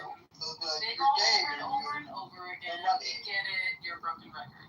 We fucking get it, bro. So, when you constantly talk about gay sex and then complain about the cost of living, what else is anybody supposed to say? Should we not complain about the cost of living? I mean, it's don't put me in the same category as the angry black women on this app, because I'm actually listening to what you're saying, and what you say is that you constantly complain about the cost of living, and you're constantly talking about gay sex. So what else is anybody supposed to conclude? I don't see any form of gay sex you shouldn't be preoccupied with. You're a heterosexual male. Well, I just want to know what type of gay sex. You're a heterosexual male. Gay sex. Why are you concerned about any No, form I'm of gay gay. sex? Doctor, how many times? Why would you be concerned about any form I'm of gay. gay I don't know sex? why you keep calling me That's crazy. So basically, you're a homosexual. Let me shut up. Let me shut up. Serendipity. You know what? This is crazy. Which one would you rather? You see how intimidating it is here when you're being a decent person? You see how intimidating it is? Let the record show Keegan and Rico are both gay. That's right. That is right. But we know Keegan's gay. I'm sorry, Rico. You see, I keep getting them confused. I'm gonna call them twin twins.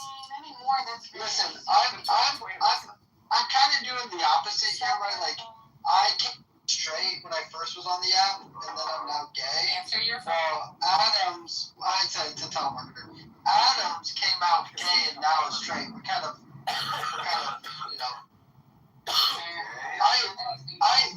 Listen, I'm getting telemarketer calls now because I scheduled my eye appointment like the not the eye by direct. What's the doctor, my eye doctor or whatever? And for like last week, and for some reason, I think their data. I think someone on the internet, you will slowly go blind. I've always had pretty bad eyesight. It's gonna get worse. You wear The more you keep glasses? fucking with people on the internet, it's gonna get worse. Yeah, I wear glasses. Both. Oh, damn. Every time you fuck with somebody on the internet, every time they blink, you're gonna go more blind. I need more carrots. That's the problem. I'm telling you, Vero, that's usually what happens. What? I'm telling you, Vero, we've been around long enough to see this shit happen. People like this that keep fucking with people for no fucking reason, okay? 9 times out of 10, it's gonna come back to 10-fold. I'm not hypocritical. I leave people to fuck along. I leave people to fuck along. I do. What you catch is the tail end of somebody coming after me. I don't go around fucking with people. Adams, the Keegan, only I don't reason follow why. you. I've had you blocked. And Adams, the somehow only you keep reason popping up in why- spaces where I'm at. The So only again, reason why. Keegan, Why I don't fuck with people. So like I said, 9 times out of 10, what happens to people like you is the more you continue to fuck with people, shit gonna start rolling down the hill for you, Keegan. It is. Okay. The Lord has a very sick sense of humor, I'm telling you. The Lord I don't has a believe in karma, I very, believe in very, God. very sick. Well, But and I will again, God, the Lord, they have a very sick sense of humor, Keegan. Remember God that? has a sick sense of humor. Whoa. Yes. I don't know what Yes. that is. Very, very sick sense of humor. Absolutely. Yes. I will say this, which is that I've never created any houses disrespecting anyone's As a spouses. result, so I woke up one day and decided I was just gonna create a house about your wife. Well, I never had a problem with you having. I woke up one day and decided that I was gonna make a house about your wife. With me having problems with Did I wake up one day and decide that I was gonna make a house about your wife? Yes, you did. Oh, I just woke up one day out of nowhere and decided I was gonna do that, Keegan. It felt out of nowhere for me. And see, this is the bitch ass shit that I'm talking about, Keegan. You can't even stand on your You square have as a problems man. with other No, individuals. what you do is you harass I people. have problems with What you do is you me harass having people. problems with other individuals. And that's why that house And then you went up. act That's why that house went up. truly You act like harass that. people. So you can harass people. So People can harass you. your issue is with So other you people. can harass just people. said that I People don't do can that, say but shit to you you do that. too. You do. And then the only reason You why do. my You're television mentioning. got clipped is You're because of mentioning. you. And then after I You're leave right. the app, after You're my damn app right. gets clipped, You're damn what right. happens? Leave You it do a alone. party. You do a Leave party room. people about alone. it. This is very gay. One. All right, I counted y'all. Okay, keep it cool. Speaking of harass, I want Thank you. your wife's ass. Oh shit. Well, here's my list of why I don't actually really understand Dr. Adams, other than him saying I mess with people too much as a troll on this app, which I've labeled myself as. So I don't really understand why your problem is with me being a troll. But the list is Adams creates a house about me, then he gets me clipped, and then when I'm off the app, other people say Adams does a room celebrating you being clipped, and he acts like he doesn't act like this. He says, if you don't mess with me, I won't mess with you. I've never messed with you. And now when I call you gay or fag, you're like, oh my gosh, I don't even mess with you, Keegan. What the hell's your problem? Well, I never messed with you. Those were the comments, okay? Those were the comments that got that house put up. And you think that you would have learned your lesson. Stop fucking with me. Leave me alone. That's it. That's it. You don't even have to speak to me in rooms. You don't even have to speak to me in rooms. I wish that this app, when you got somebody blocked, it just shuts off their audio so you can't even hear them. You should. You can say a lot of things about Adams, okay? Adams, he can bang and he can crash with the best of them. Yeah. He can say some really offensive shit. Faux show. Okay, there ain't no doubt about it. And He acts like he doesn't do that, though. I don't think he denies it. I admit it. What I don't see Adams do, I don't see him do that randomly unprovoked to just internet randos. No, he told me why he did it, which is that I mess with other people. No, because you're bothering me. You're bothering me, Keegan. You're bothering me. Not You're still real. talking to This me. is not There you go. You're still talking to me. So this is my point. You need to learn boundaries. You need to learn boundaries. And you think that situation would have been a crash course for you to learn boundaries. You still haven't learned. I'm not going to be intimidated by You still haven't, and I'm not going to be bothered. So you see how that goes? You see how our interests are at an impasse? A gay leasing agent. You see how that you see what I'm saying? Keegan, don't think about what you think is my business, because there have been plenty of people that have been sent me things that are actually your business. Right? So again, that's right. Stop fucking with me. That's right. I like the idea that everyone's like, you know, I'm gonna dox Keegan. Everyone says it. But can we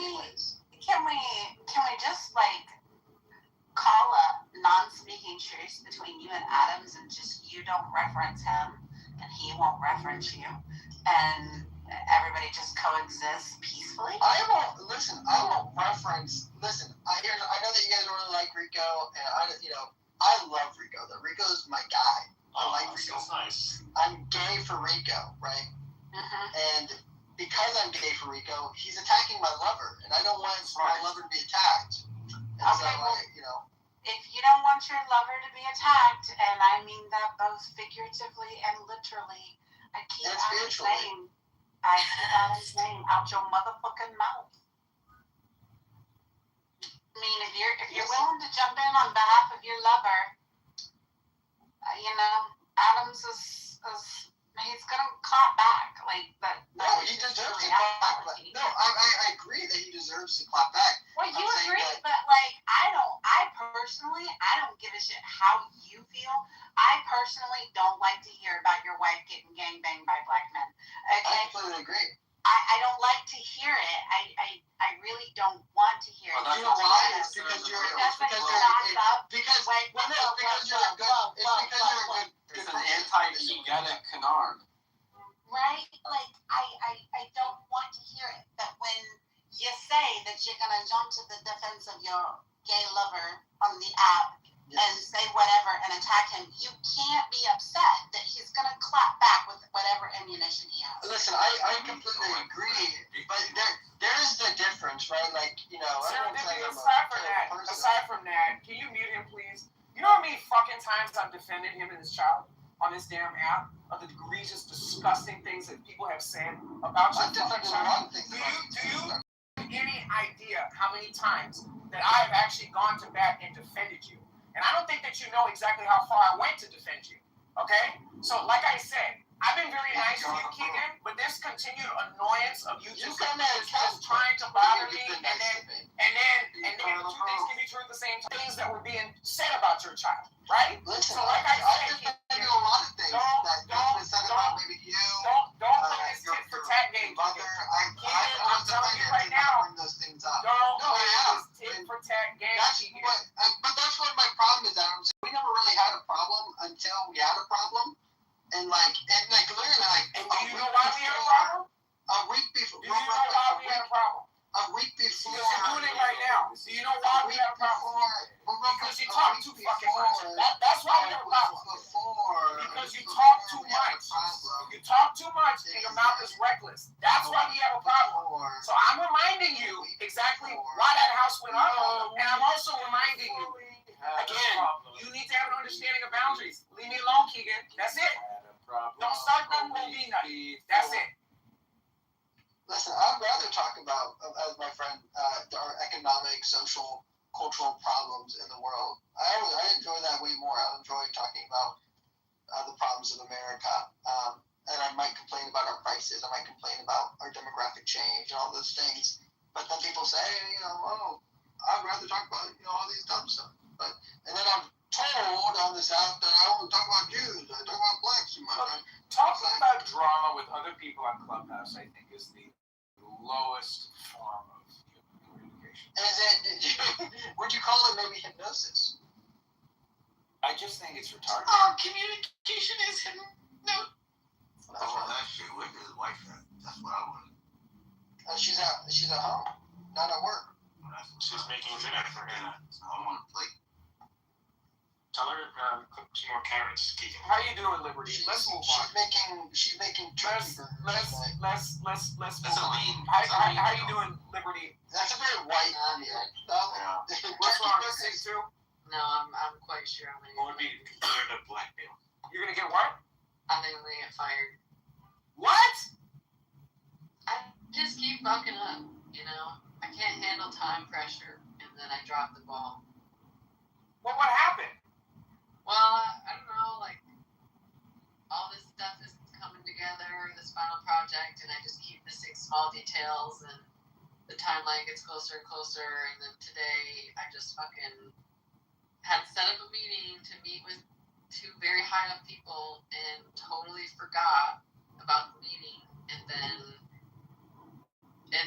but the thing is that's so stupid to me is they like joined the meeting, I wasn't there, and they just sat there for half an hour until I never showed up, and then when I tried to reschedule the meeting, because I assumed like, oh, everyone must have forgotten about the meeting, they were just like, well, we were available at this time and you weren't there, and I'm not available anymore. And I'm just like, why didn't you just like message me? Like, why would you just sit there in the meeting with me not there and not be like, hey, we should probably message this person? Was a client that you were supposed to be selling a product? It was internal at least, but it's still like They were probably waiting to see how retarded you were, and then they were like, oh, he or she is fully retarded. I'm confused about how that happened. Like, how did you have an invite on your calendar for a different time than everybody else? No, I just didn't hear the notification go off that the meeting had started. There was a meeting. I had set up the meeting a couple days ago, but I just like missed the notification that the meeting had started.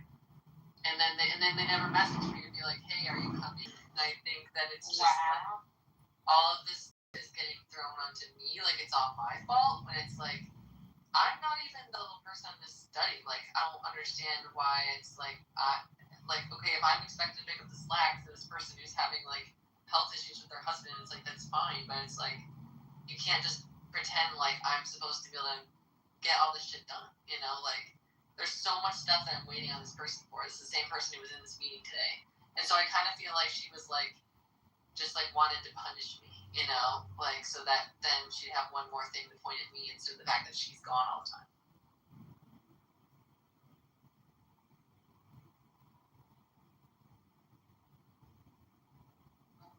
Sounds like to me you work with a bunch of simpletons, and they with dummies stay in there. It's pretty And not inconsiderate. let you know.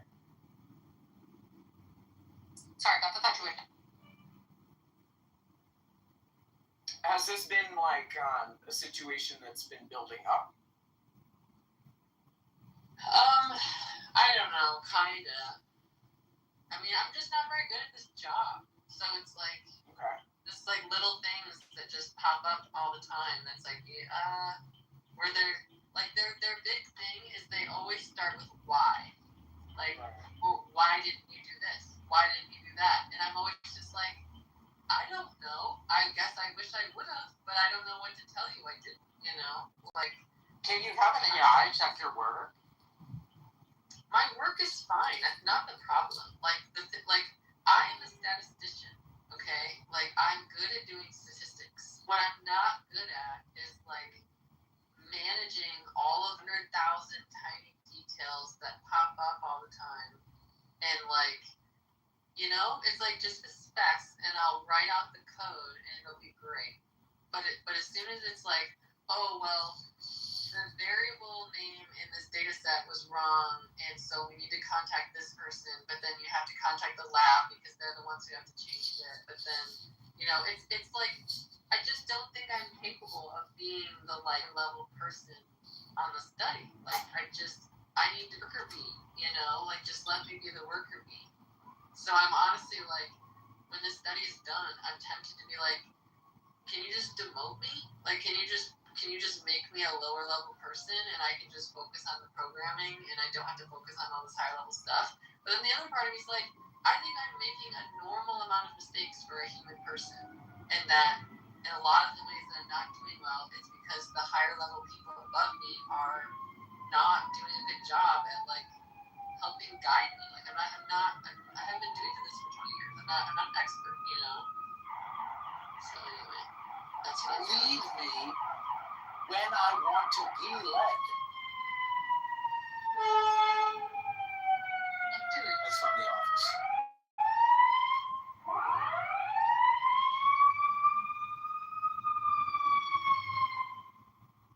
So, if I were your supervisor and I were coming to you and saying, okay, Liberty, I want to help you game plan.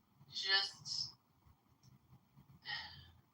I don't know. I mean, I'm relatively organized. I have this really expansive like OneNote where I keep track of everything. But it's just like, I don't know. I think part of it is that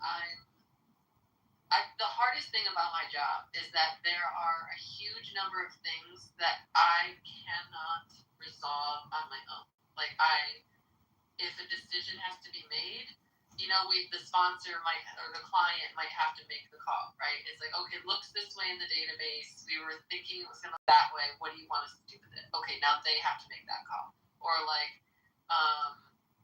you know, data management reaches out to me and they're like, hey, we're seeing this issue with the way that the site entered this data. Like, how do you want us to handle it? Like, at the level I'm at, the expectation is that I will coordinate that question being answered, but that I'm not able to answer it.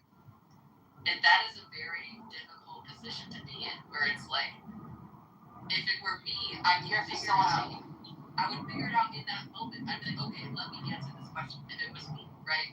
But I can't. All I can do is I can say, send a message to the senior person of the study and be like, hey, have you looked into this? And then maybe they'll reply to me, maybe they won't. Now it's been 10 business days since I sent that email. I'm not thinking about it because why would I? And then they're like, hey, this thing never got resolved. And I'm like, yeah, because you never told me what the answer was. And then they're like, well, you need to be checking in with people and you need to like ping people if they don't answer your question. I hate that stuff.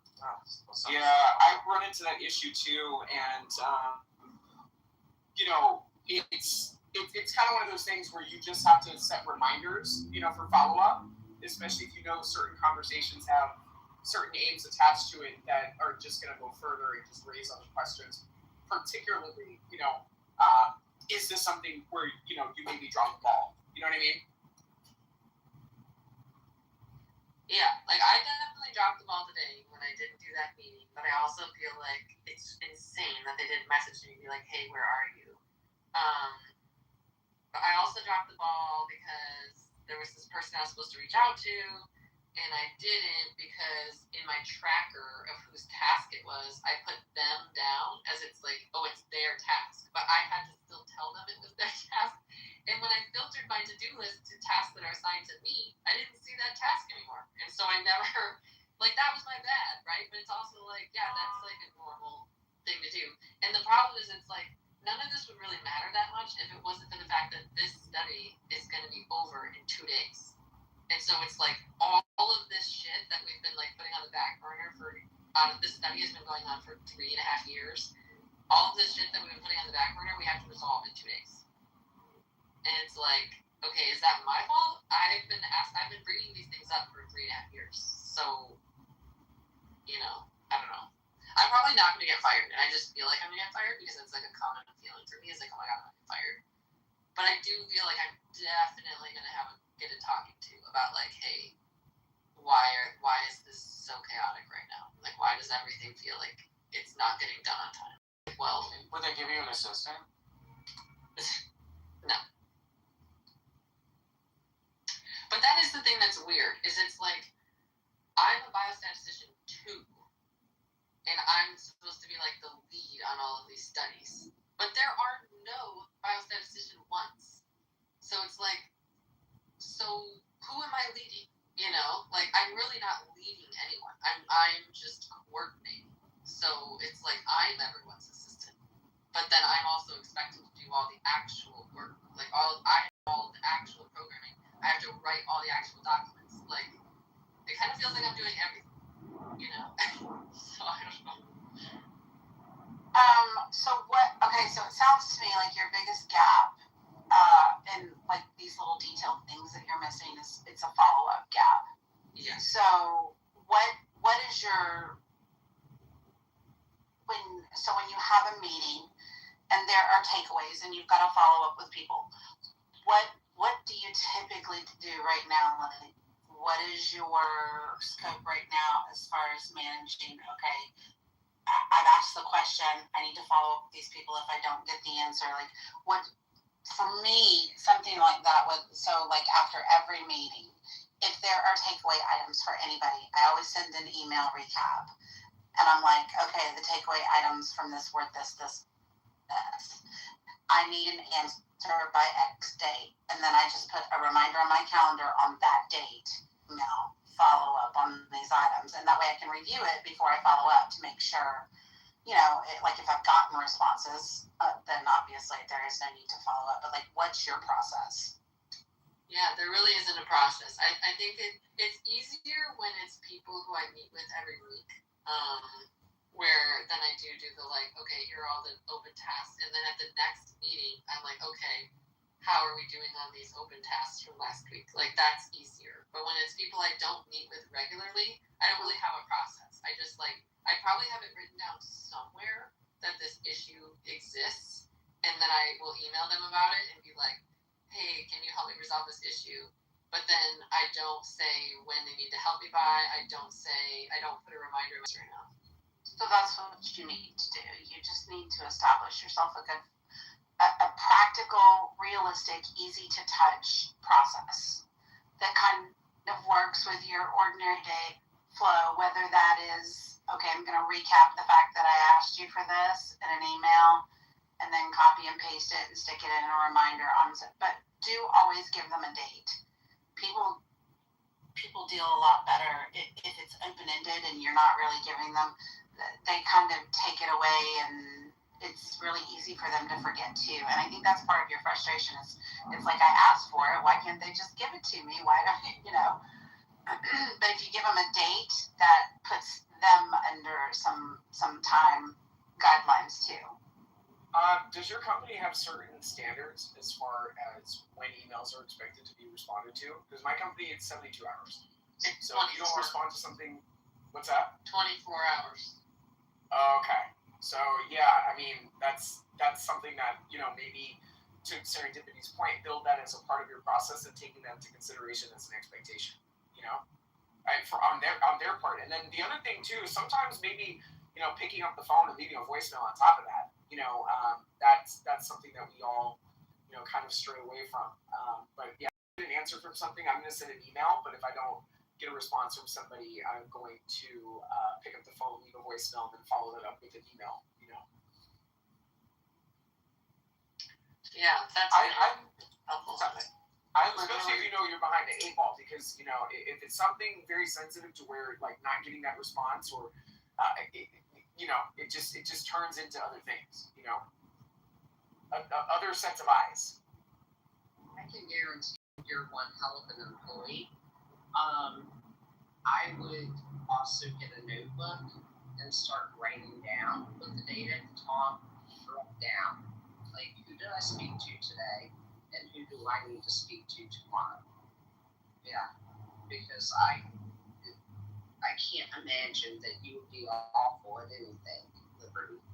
So, I mean, I appreciate that, but there are many parts of this job I am good at, but I genuinely think I am not good at managing large numbers of small details. Like, I'm really good at, like, the high level, like, what needs to get done, but it's, like, those little tiny, like, this is something that's true in my household as well. Like, Cheyenne always says, I'm such a doer, right? Like, I am such a doer. I'm always doing stuff. I'm always getting shit done, but I'm always doing it 80% of the way, Like, I'll put the dishes away, but I don't put them away in a way that's, like, really efficient. Or I'll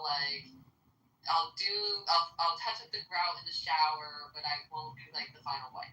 Like, I'm just, like, in order for me to get a lot of stuff done, I tend to, like, not cut corners, but just, like, do enough where I feel like, all right, this is functionally complete, and that doesn't work very well in this line of work, where everything has to be very, very precise. Can I ask you a question? What does your email inbox look like? I used to have a zero inbox or whatever, but I have since completely, it's become unsalvageable. So I don't have any unread emails, so that's good. I have all of the emails are read, but I don't use emails to organize like unresolved issues. Yeah, that's kind of what I had to go to. I was running into having 300 and 400 and 500 emails in my inbox at any given time. Oh my god. And I could not handle it. So I had to train myself that only the stuff that had to be followed up on a daily basis can stay in my inbox. So when stuff comes in, if I can, it goes in one of 3 places. If it sits in my inbox, that means there's something pending with it. And I have to either respond to it, take care of something, and then acknowledge that it's been taken care of, follow up with something. And my goal, obviously, is to have a 0 inbox by the end of the day. Okay? But it either goes to archive, or it goes to, I have an information folder, because some emails I have to keep to be able to cross-reference. Or it's in the goal, like I said, is to get everything out of my inbox every single day. And that, of course, oftentimes you can't do that because you're not going to necessarily get follow-up the same day. But that's something else that kind of helps me stay on top of, like, reaching out to people, because it's sitting there and I want it out of my inbox. I don't want it sitting there. Do you use the pins, Serendipity? No. So that's what I use as like my action items and things that I need to come back to. I'll just pin it to the top of my inbox, and then I have like inbox like sub-files, whether it's like family communication or things coming in from different parts of the company, like invoices or things that I have to encounter on a daily basis, system emails, automatic reported emails. So that's kind of what I use to be able to organize myself. And then the meat of my inbox is just going through and just sorting and putting in which file it needs to go to once it's been resolved. If it's not resolved, then it's pinned. And once the inbox is at 0, then I go back through the list of pin items, and it just remains pinned until it's resolved. Yeah, I used to use, because Microsoft Outlook came out with this Excel functionality. Take an email and assign it as a task and like set reminders and stuff for it. But I just got to the point where it was like, that was just an extra step for me. If I just let it set in my inbox whenever I got through everything that was incoming, I was going to go back through those anyway. So I kind of took out the middleman stuff. But their task functionality with their emails is actually really good now. Yeah, I do that as well, but for me personally, I need to see it in front of me, and I need to see it kind of like in a dashboard. Yeah. I mean, like I can't cross the calendar and all this other stuff. I use the calendar functionality for the alerts, but aside from that, I just have it pinned, and it does not get removed until it's resolved. And it was one of those things where I had to learn just kind of the company culture, and that's why I asked the question of how long is the expectation of how long you have to respond to emails. And that was how I learned with this company to organize my emails in a way that's congruent to their expectations, so that things just aren't missed. And I want to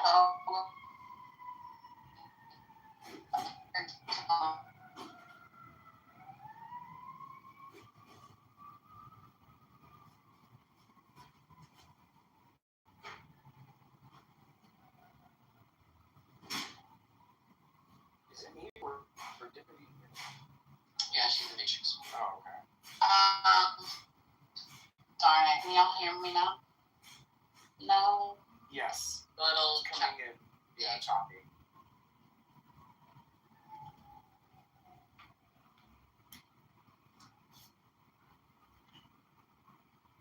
Hello? No. Yeah, it's hello. A little choppy. Better. Yeah, that's better. Oh, hello. Yep, that's better. I just said our company's response. In a what? Her company's response time to emails. Oh, I thought she said anal. Oh my god.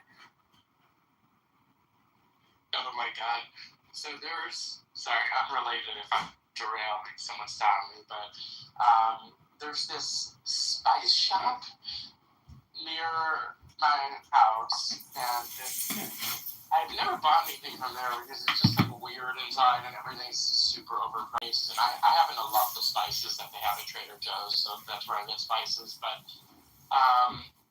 anyway, it's a spice shop, and once in a while, they have like a libtarded message in the window, just, I don't know, for no reason other than place with the door on it. What is it? So a place with the door on it. Please don't interrupt them. Jason, go on. Sorry. Yeah, okay. Or if you're gonna interrupt me, it better be like Google Dennis, D minus. So anyway, yeah, so like right leading up to the election, they had a big sign in the window, and again, they sell spices. Like this is not related to their business in any way. They had a sign in the window that said, "Quote: This is a very terrible business." Quoted Donald Trump. Like, and they were like also the place that 2 years after every other business had gone to. Asking people to wear masks. So now they have a new sign in the window. This business likes fascism.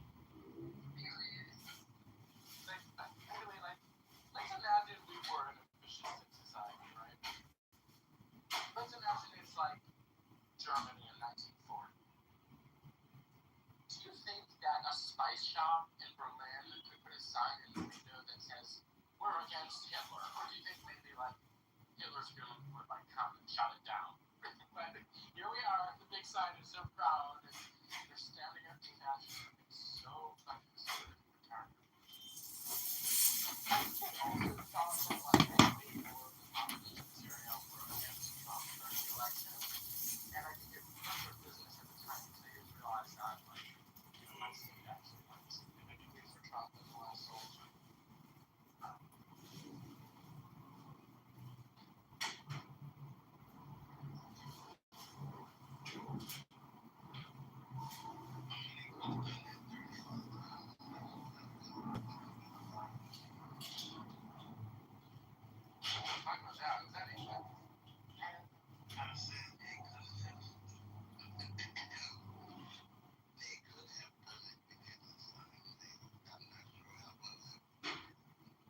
Right, that was the point.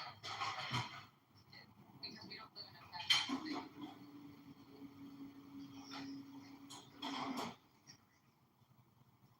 Okay, well, I think everyone else got it. Hey, Therese, the point that you just made, was that the one with the words in it? Very good. See, that was good. Action. Family all to get along. The only prerequisite to getting along with me is either understanding or appreciating the time. We got Rodney Circuit King over here. Can't we all just get along? No, we can't.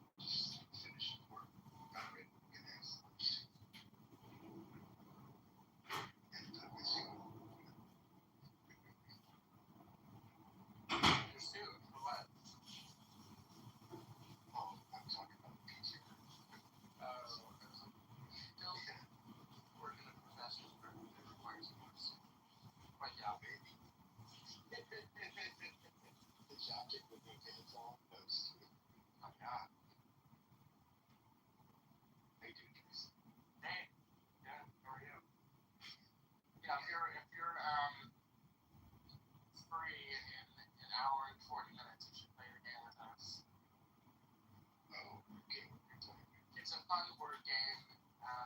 You'll see it. It's very simple. But you need either a tablet or a laptop. You can't use the same device that you're using on that time. Oh, okay. Yeah. Is there a link? Is it going to be in this room? It'll be in a different room, but we'll make sure you get the link. Okay.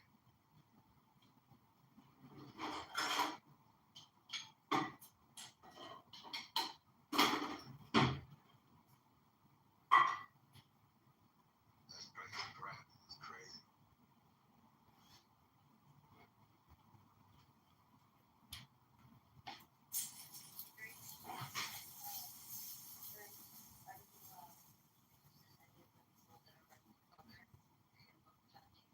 Is that evening?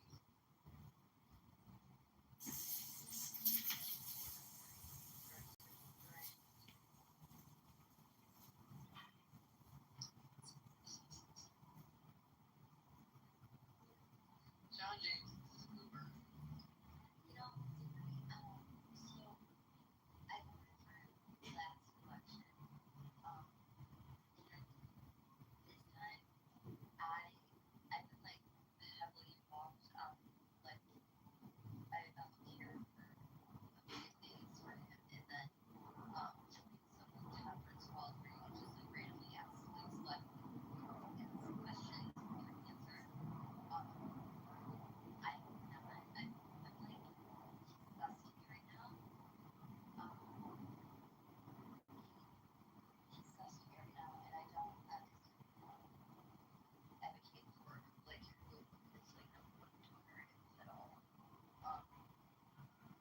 But that's she's absolutely right. But I don't know. It's been it's fun to the concerns that are going on. It's not what I want. Yeah, and I'm a Gretchen fan, so, you know, you're not going to get me on John James. Oh my god. Oh no, I know. She can't vote for What's wrong with Jocelyn? Jocelyn Hudson is a remember when the protest at Kitover House during it was during the Rover's parade and there was like a drop and she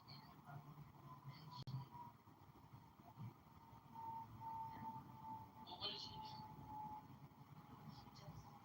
she just like essentially she agrees with everything that Gretchen like it's done and they have me and you can just agree and disagree. I think how Gretchen should do. Okay. I'm gonna keep this very succinct, but Liberty, you're obsessed with like the Supreme Court and protection of democracy, checks and balances. Are you aware, and if not, you should look into this, when the Michigan Supreme Court stripped Gretchen Whitmer of her emergency powers during COVID, which she said that she did not have, and then she continued to use them anyway after the Supreme Court stripped her of those powers and just flouted the court.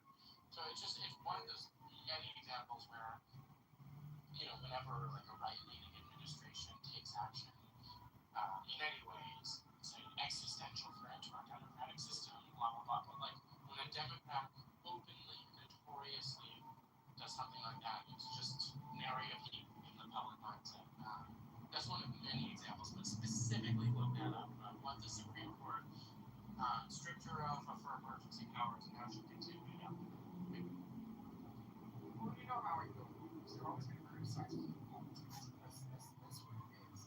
When we get to Jackie Lacey, you know, when they're doing to, you know, what you guys are talking about, it's just, it's horrible. That has nothing to do with her. I mean, that is a very weak argument. It does. COVID 2.0.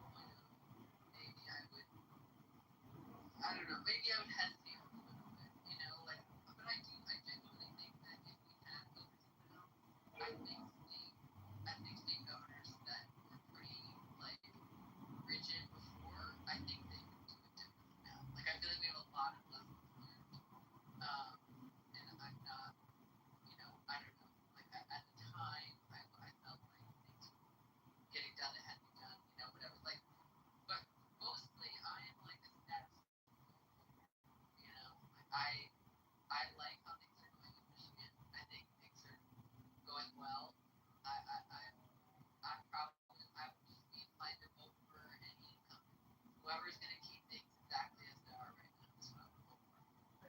fine, but you realize, like, as far as status quo goes, you know, people say Donald Trump is a king. He doesn't flout the Supreme Court. He certainly could if he wanted to, because the Supreme Court, being the ultimate check against executive or even congressional power, has no enforcement arm of its own. They don't have troops that, you know, would back the Supreme Court to enforce a ruling where one of the other branches are flouting a ruling. But it's just the status quo that if the Supreme Court rules, that's the final word. Same thing with the state of Michigan. However, she broke the status quo, which is you don't flout the court's ruling, which she simply did by running right.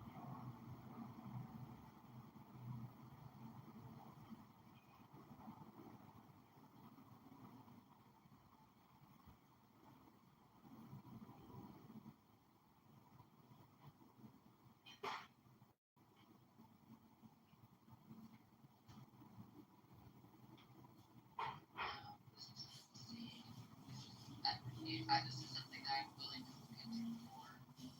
This is what I'm seeing in the AI summary, is that she maintains that the order should remain in place for 21 days in order to allow for transitionary period. Is that what you're describing? Or did she? Voters, I go with that. I hear what you said. The AI summary is saying that what she did is that she maintained that her order should remain in place for 21 days in order to allow for a transitionary period out. No, I don't think that's accurate. I think it was longer than that. And I think the court ruling was supposed to be in effect immediately.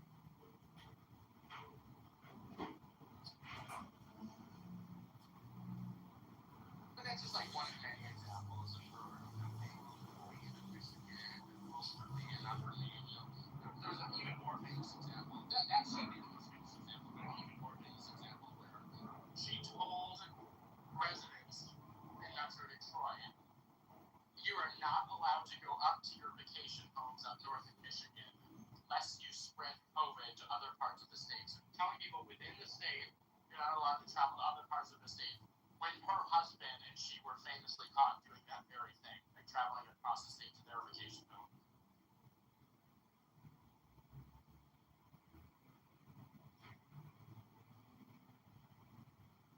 I mean, in telling us that it's telling people we're allowed to have and that's all that are or like how many United States over yeah. Like disgusting. Disgusting. And she wants to fix the damn road. But then Right. Well, what about, do you like Duggan for governor, Anna?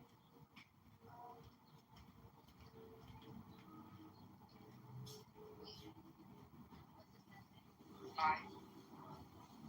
oh. He was the former mayor of Detroit.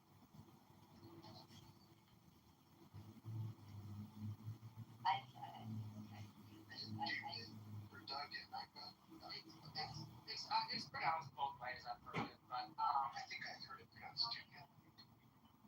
he, like, is just an incredible manager. He cleaned up the city of Detroit, fixed the government, turned the trajectory around for Detroit, where it was losing populations for 4 decades straight, into a situation where it's gaining population now. He's absolutely incredible as a manager. He's not politically an ideologue. He was a Democrat, but he left the Democratic Party. So the right-leaning people call him a leftist, and the left-leaning people call him a Republican. So it's like he's like the perfect, you know. Look, anyway, he's who I'm saying. I mean, I'm not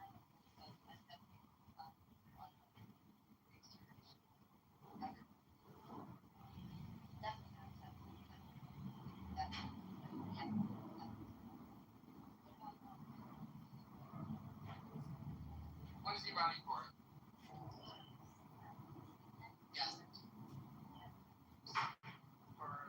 Senate or whose seat? What? Whose seat is he running for? Well, let's be black. I'm not sure. I know that. Must be Peters.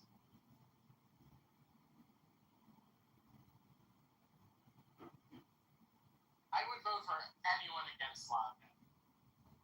Well, I don't think she's up for re-election. She's got to be. No, she's not. I mean, a Democrat.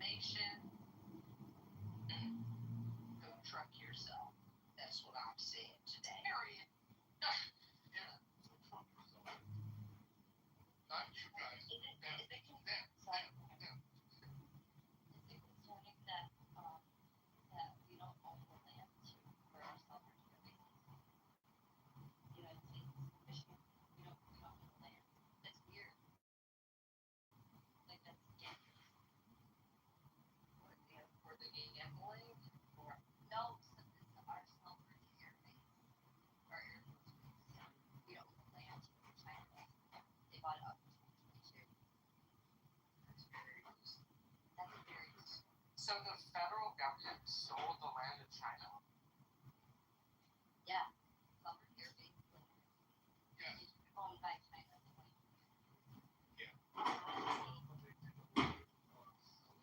Well, that would have been during Biden assets, but 22. No, I understand what I'm saying. Obama led an effort to sell off assets to try and raise money. Administration, so I wouldn't be surprised if Biden did the same. That's all.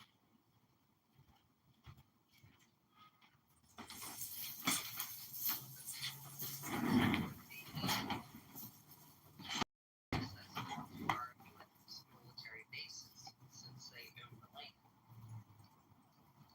I'm not sure. I don't know that. I'll dive into it. I'll dive into that to see. That's, yeah. I mean,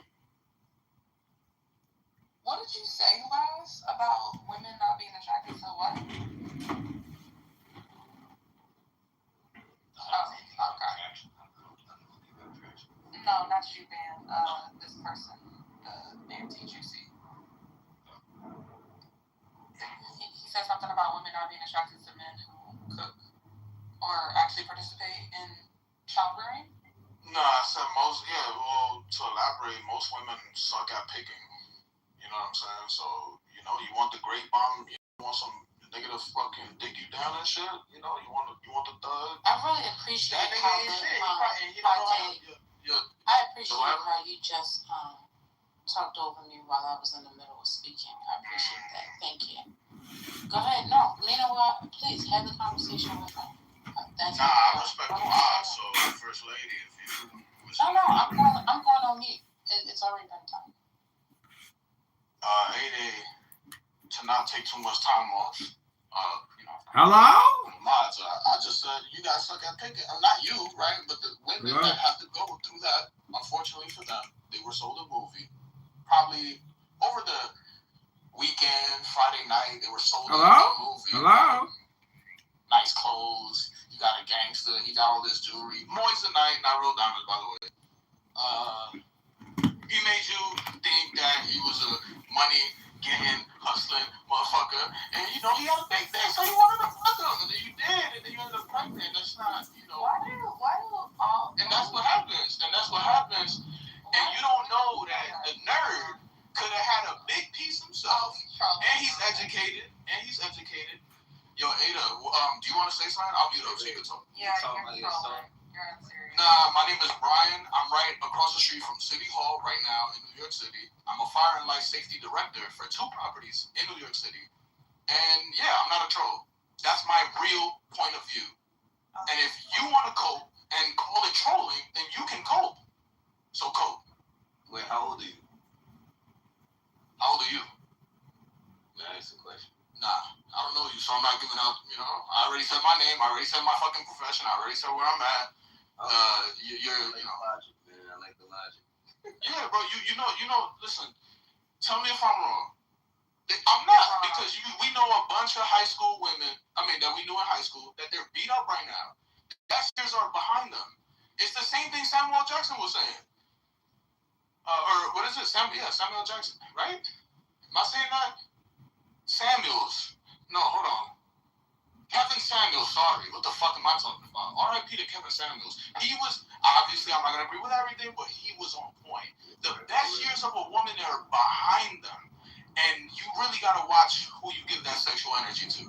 Real talk. Yeah, you sound better, bro. I hope you heal. No. Look, check this out. I'm not bitter. It's just that it's corny. It's funny how those guys. You said what? The content that you're consuming is not conducive. It doesn't do. I'm not consuming any content. You just spoke about that. Yeah, because I'm highlighting somebody who touched on that briefly. I'm not consuming his content. You know what I'm saying? But at one point during COVID, that was very popular. And it's true because we see it. All the kids that were popular in high school, they're nobody now. Chances are, maybe 7 out of 10. Let me be nice. They're not hitting on that level no more. You know what I'm saying? Because they focused on the wrong things early. and now they gotta be working at Dwayne Reed. No disrespect to anybody who works there. Working at whatever, and they're perpetuating this lifestyle, and then they wonder why they're all fucked up. You know, guys bragging about, oh, I fucked 1,000 bitches, I fucked 100 bitches. Okay. Is it anecdotal or your experience? No, it's not my experience. It's Well, not, I mean, yeah, it is, obviously, because you don't have any numbers to support it, but that's not true. The guys that I knew who are popular playing football and basketball are still fucking popular and fine right now. well, then that's your experience. What? No, that's not the majority. It doesn't represent the rest of the world. Anybody who's playing sports, can I finish? You said that's facts? Anybody who's playing sports or playing, well, you might be crazy too. I played baseball. Oh, yeah, you're right. I played baseball in high school, and I'm Oh, see, now you're fine. But that's not but that's not, Lisa, you know what? Yes, Agree, to each his own, because I have a beautiful partner, I have a beautiful woman in my life. Me too. Who cooks. Y'all know it. You know what I'm saying? I ain't, but I feel for the guys and the women.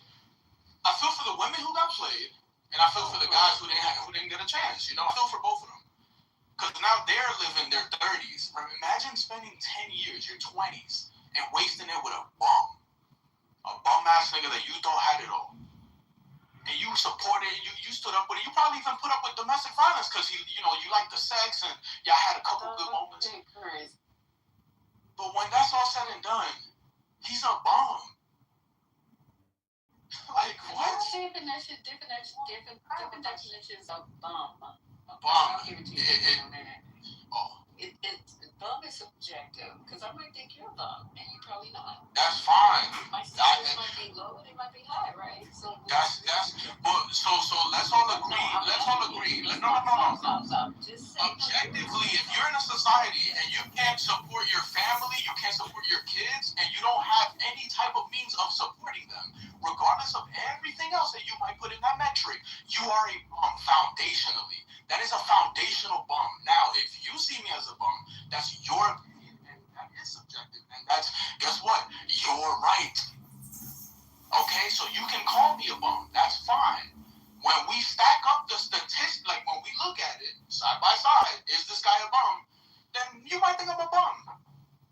Thankfully, I'm not put on this planet to please you.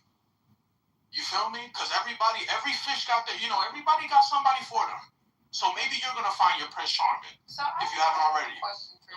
I have a question for you. Why is someone who is in a relationship, I presume, happily, maybe. Very happily. Who has a job, a profession, yes. Licensed by the fire department. Youngest to have 2 licenses in New York City right now. Okay, we heard that. In a relationship, has a job, has everything going for them. Why, as someone who has all this, are you feeling people who are not doing well in life, and why are you talking about them being? Because it's just like Bam. Bam talks about people that are less than him. Why? Because he has time to kill, and he has educational things to say, and he has real feelings. And we're human, and we can kill time. Because in my job right now, I'm working on the time, and guess what? I'm talking to you right now. It's just things in society that piss you off that you see, and we have the right to talk about it. We pay taxes. If I'm happy with my life, I don't have to. So why are you here, Ada? I don't have to shit on other people. No, I'm not shitting. I said I feel for them. I feel bad for them. That's what I said. I'm not shitting on nobody. The conversation was about men not participating in child rearing, which they don't. That was one part of it. No.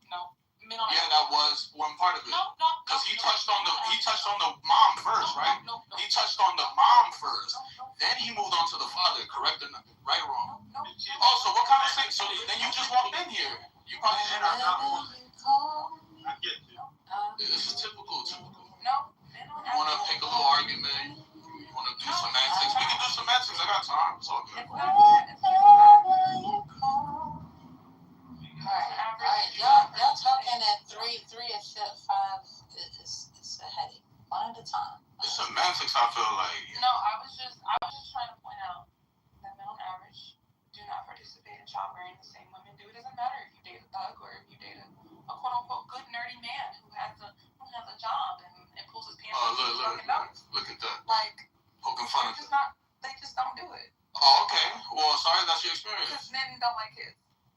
Sorry, that's your experience, you know? It's not, it's facts. No, it's not facts. You're not omnipresent. You're not omnipresent. You're not omnipresent.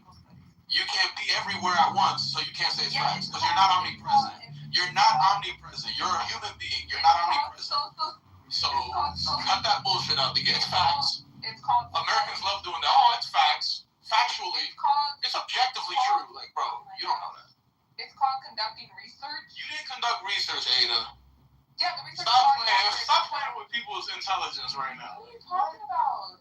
Are you kidding me? Do you know how to like go on Google? Ada, just let it go. You're not convincing me. Like I'm not a little fucking kid. You're not gonna sit here and lie to me. You're talking You're not gonna sit here and lie to me. You talk about you know you got the right to that. That's your opinion. So say my opinion is, and I back it with this Google. Just say that. You clearly are a child. We talk about high school. Like who cares? Okay, Ada.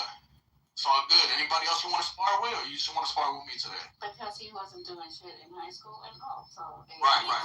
Clearly, who talks about Clearly. Who talks about high school if you're like a real adult? Like you're clearly. Like, it's an example. You guys are dragging it. It's an example. No. I use it as an example. Okay, you're more of an adult than me, Ada. Are you happy now? Can we move the fuck on now, or you still wanna try to pick my brain psychologically and try to play these little games? Come on. He's triggered. No. She doesn't need your help. She doesn't need your help. Oh, she does. She wasn't able to do it herself, so but you're not gonna help. You ran away from me. I didn't need help. You're not gonna be of any help, trust. Let's move on. You know that's the person you was talking to, right? Yeah, you got the wrong one. Singing. Okay, why? You got a beautiful voice. So Thank you, Mr. Say. I appreciate you. Tenzin, you came up to talk to us. Not really.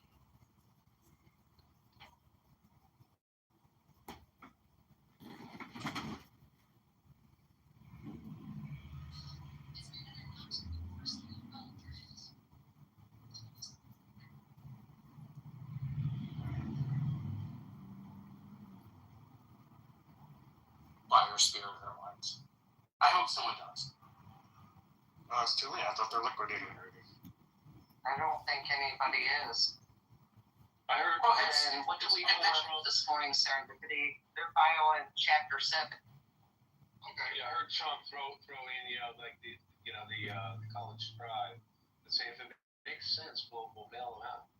Well, so the Chapter 7 is a financial bailout, not a Chapter 11 where you basically go under, right? They're looking for government money. That's what they're doing, and it's not going to work.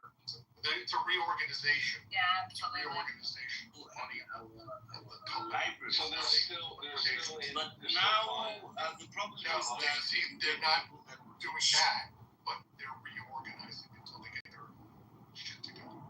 Right. So the airline business, I used to trade doing these things. They do, and they'll give us that. And then y'all can women said that earlier. They do it too. About the women doing what women do after the fact, it doesn't make any sense to me. It's just like me going to get a puppy, knowing that it's Getting it shut down for pennies on the dollar, even better. And only in their acting can they have this experience. No. We want that ground floor to be as familiar as your own. I looked up the other day, and someone was telling me that they used to fly Spirit's version of first class because it was a relatively low budget upgrade that made the experience a lot better. And it wasn't really a separated area like first class on other airlines, or you didn't get, fancy meals or anything, but you did get a double wide seat and much more legroom, and you got to board first and take luggage for free. And the reason that they even had those seats in the first place was they bought this fleet of airplanes, and they determined that it would actually be cheaper to just create that as an option on all their flights as an upgradable option versus ripping out the seats and putting in standard rows like they had everywhere else. So it was kind of innovative in that way. I'm going to tell you, people that have to buy, and this is going to sound really rude of me, and you guys know I'm a very kind person, but if you have to buy a double seat, you have the money to fly a different airline. No, it's not the case because, I mean, sure, maybe you do, but who likes to just spend their money on a flight rather than the trip? But it's even with that upgrade, it's still often significantly less than any other airline. I mean, I like the model. I think, airline travel was a monopoly for a while. I like the Uber,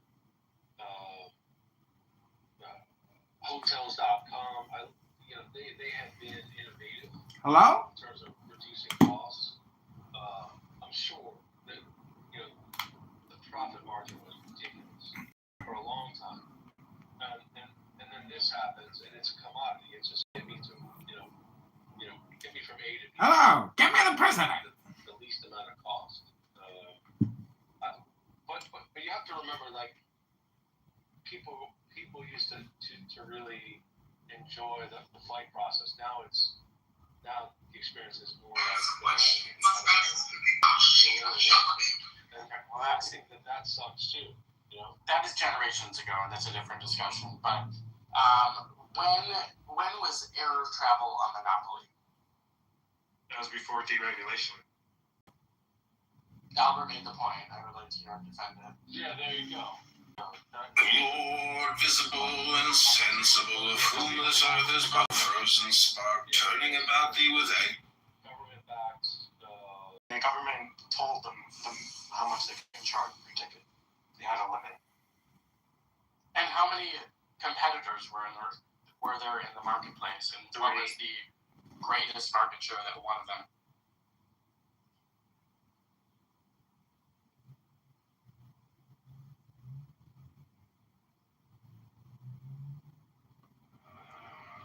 Mine is the head of the man, and thy insight is keen as the hawk's. My head, I invoke.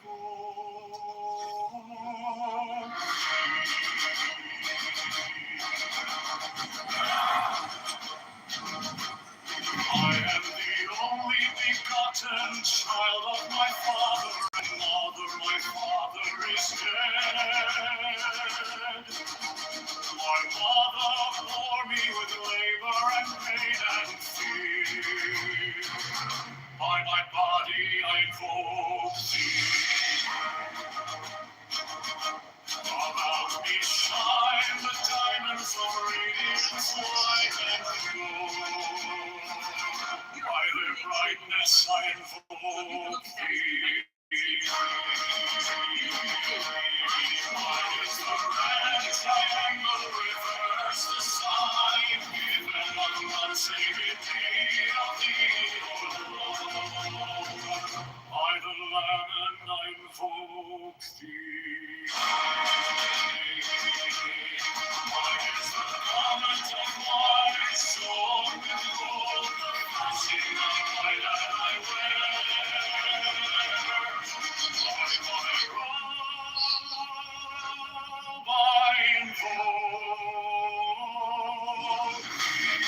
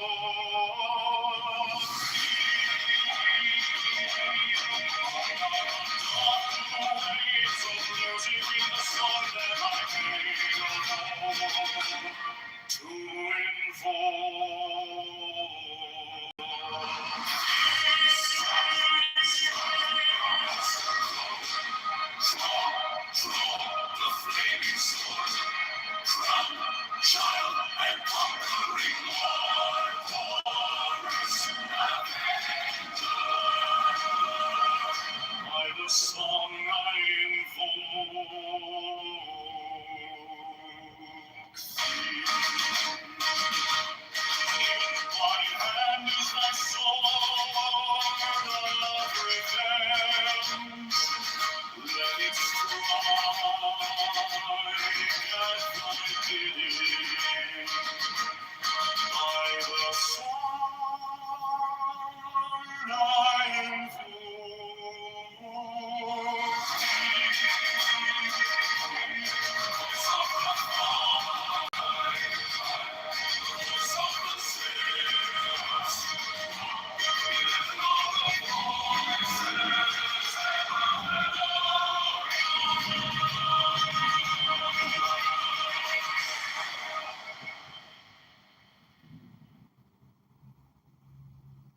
Mine is the head of the man, and my insight is keen as the hawk's. By my head I invoke thee. I am the only begotten child of my father and mother. My father is dead. My mother bore me with labor and pain and fear. By my body I invoke thee.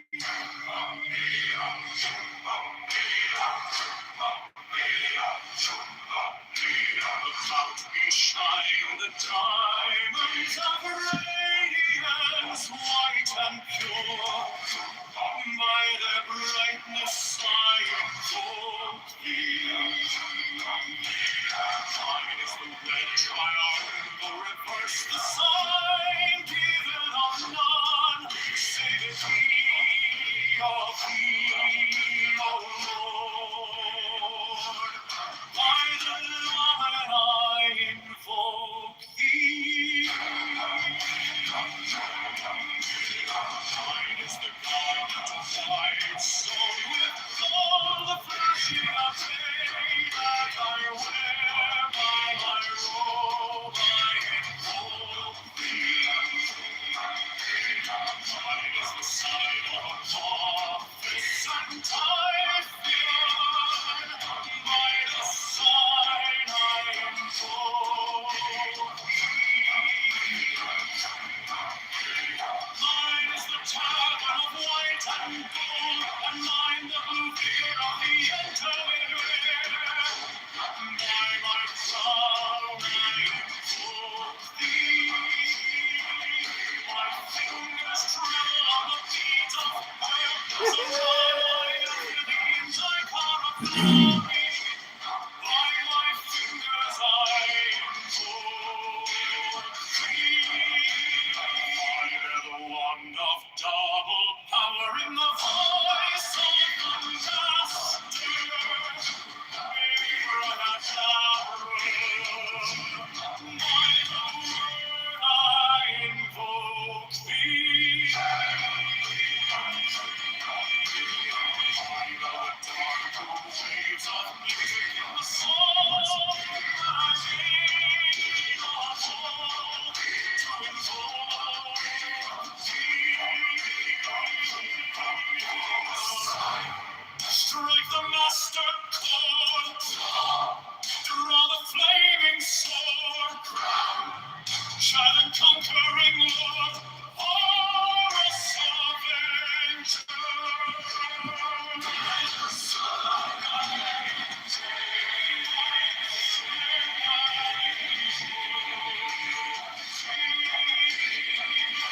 My hand is thy sword of revenge.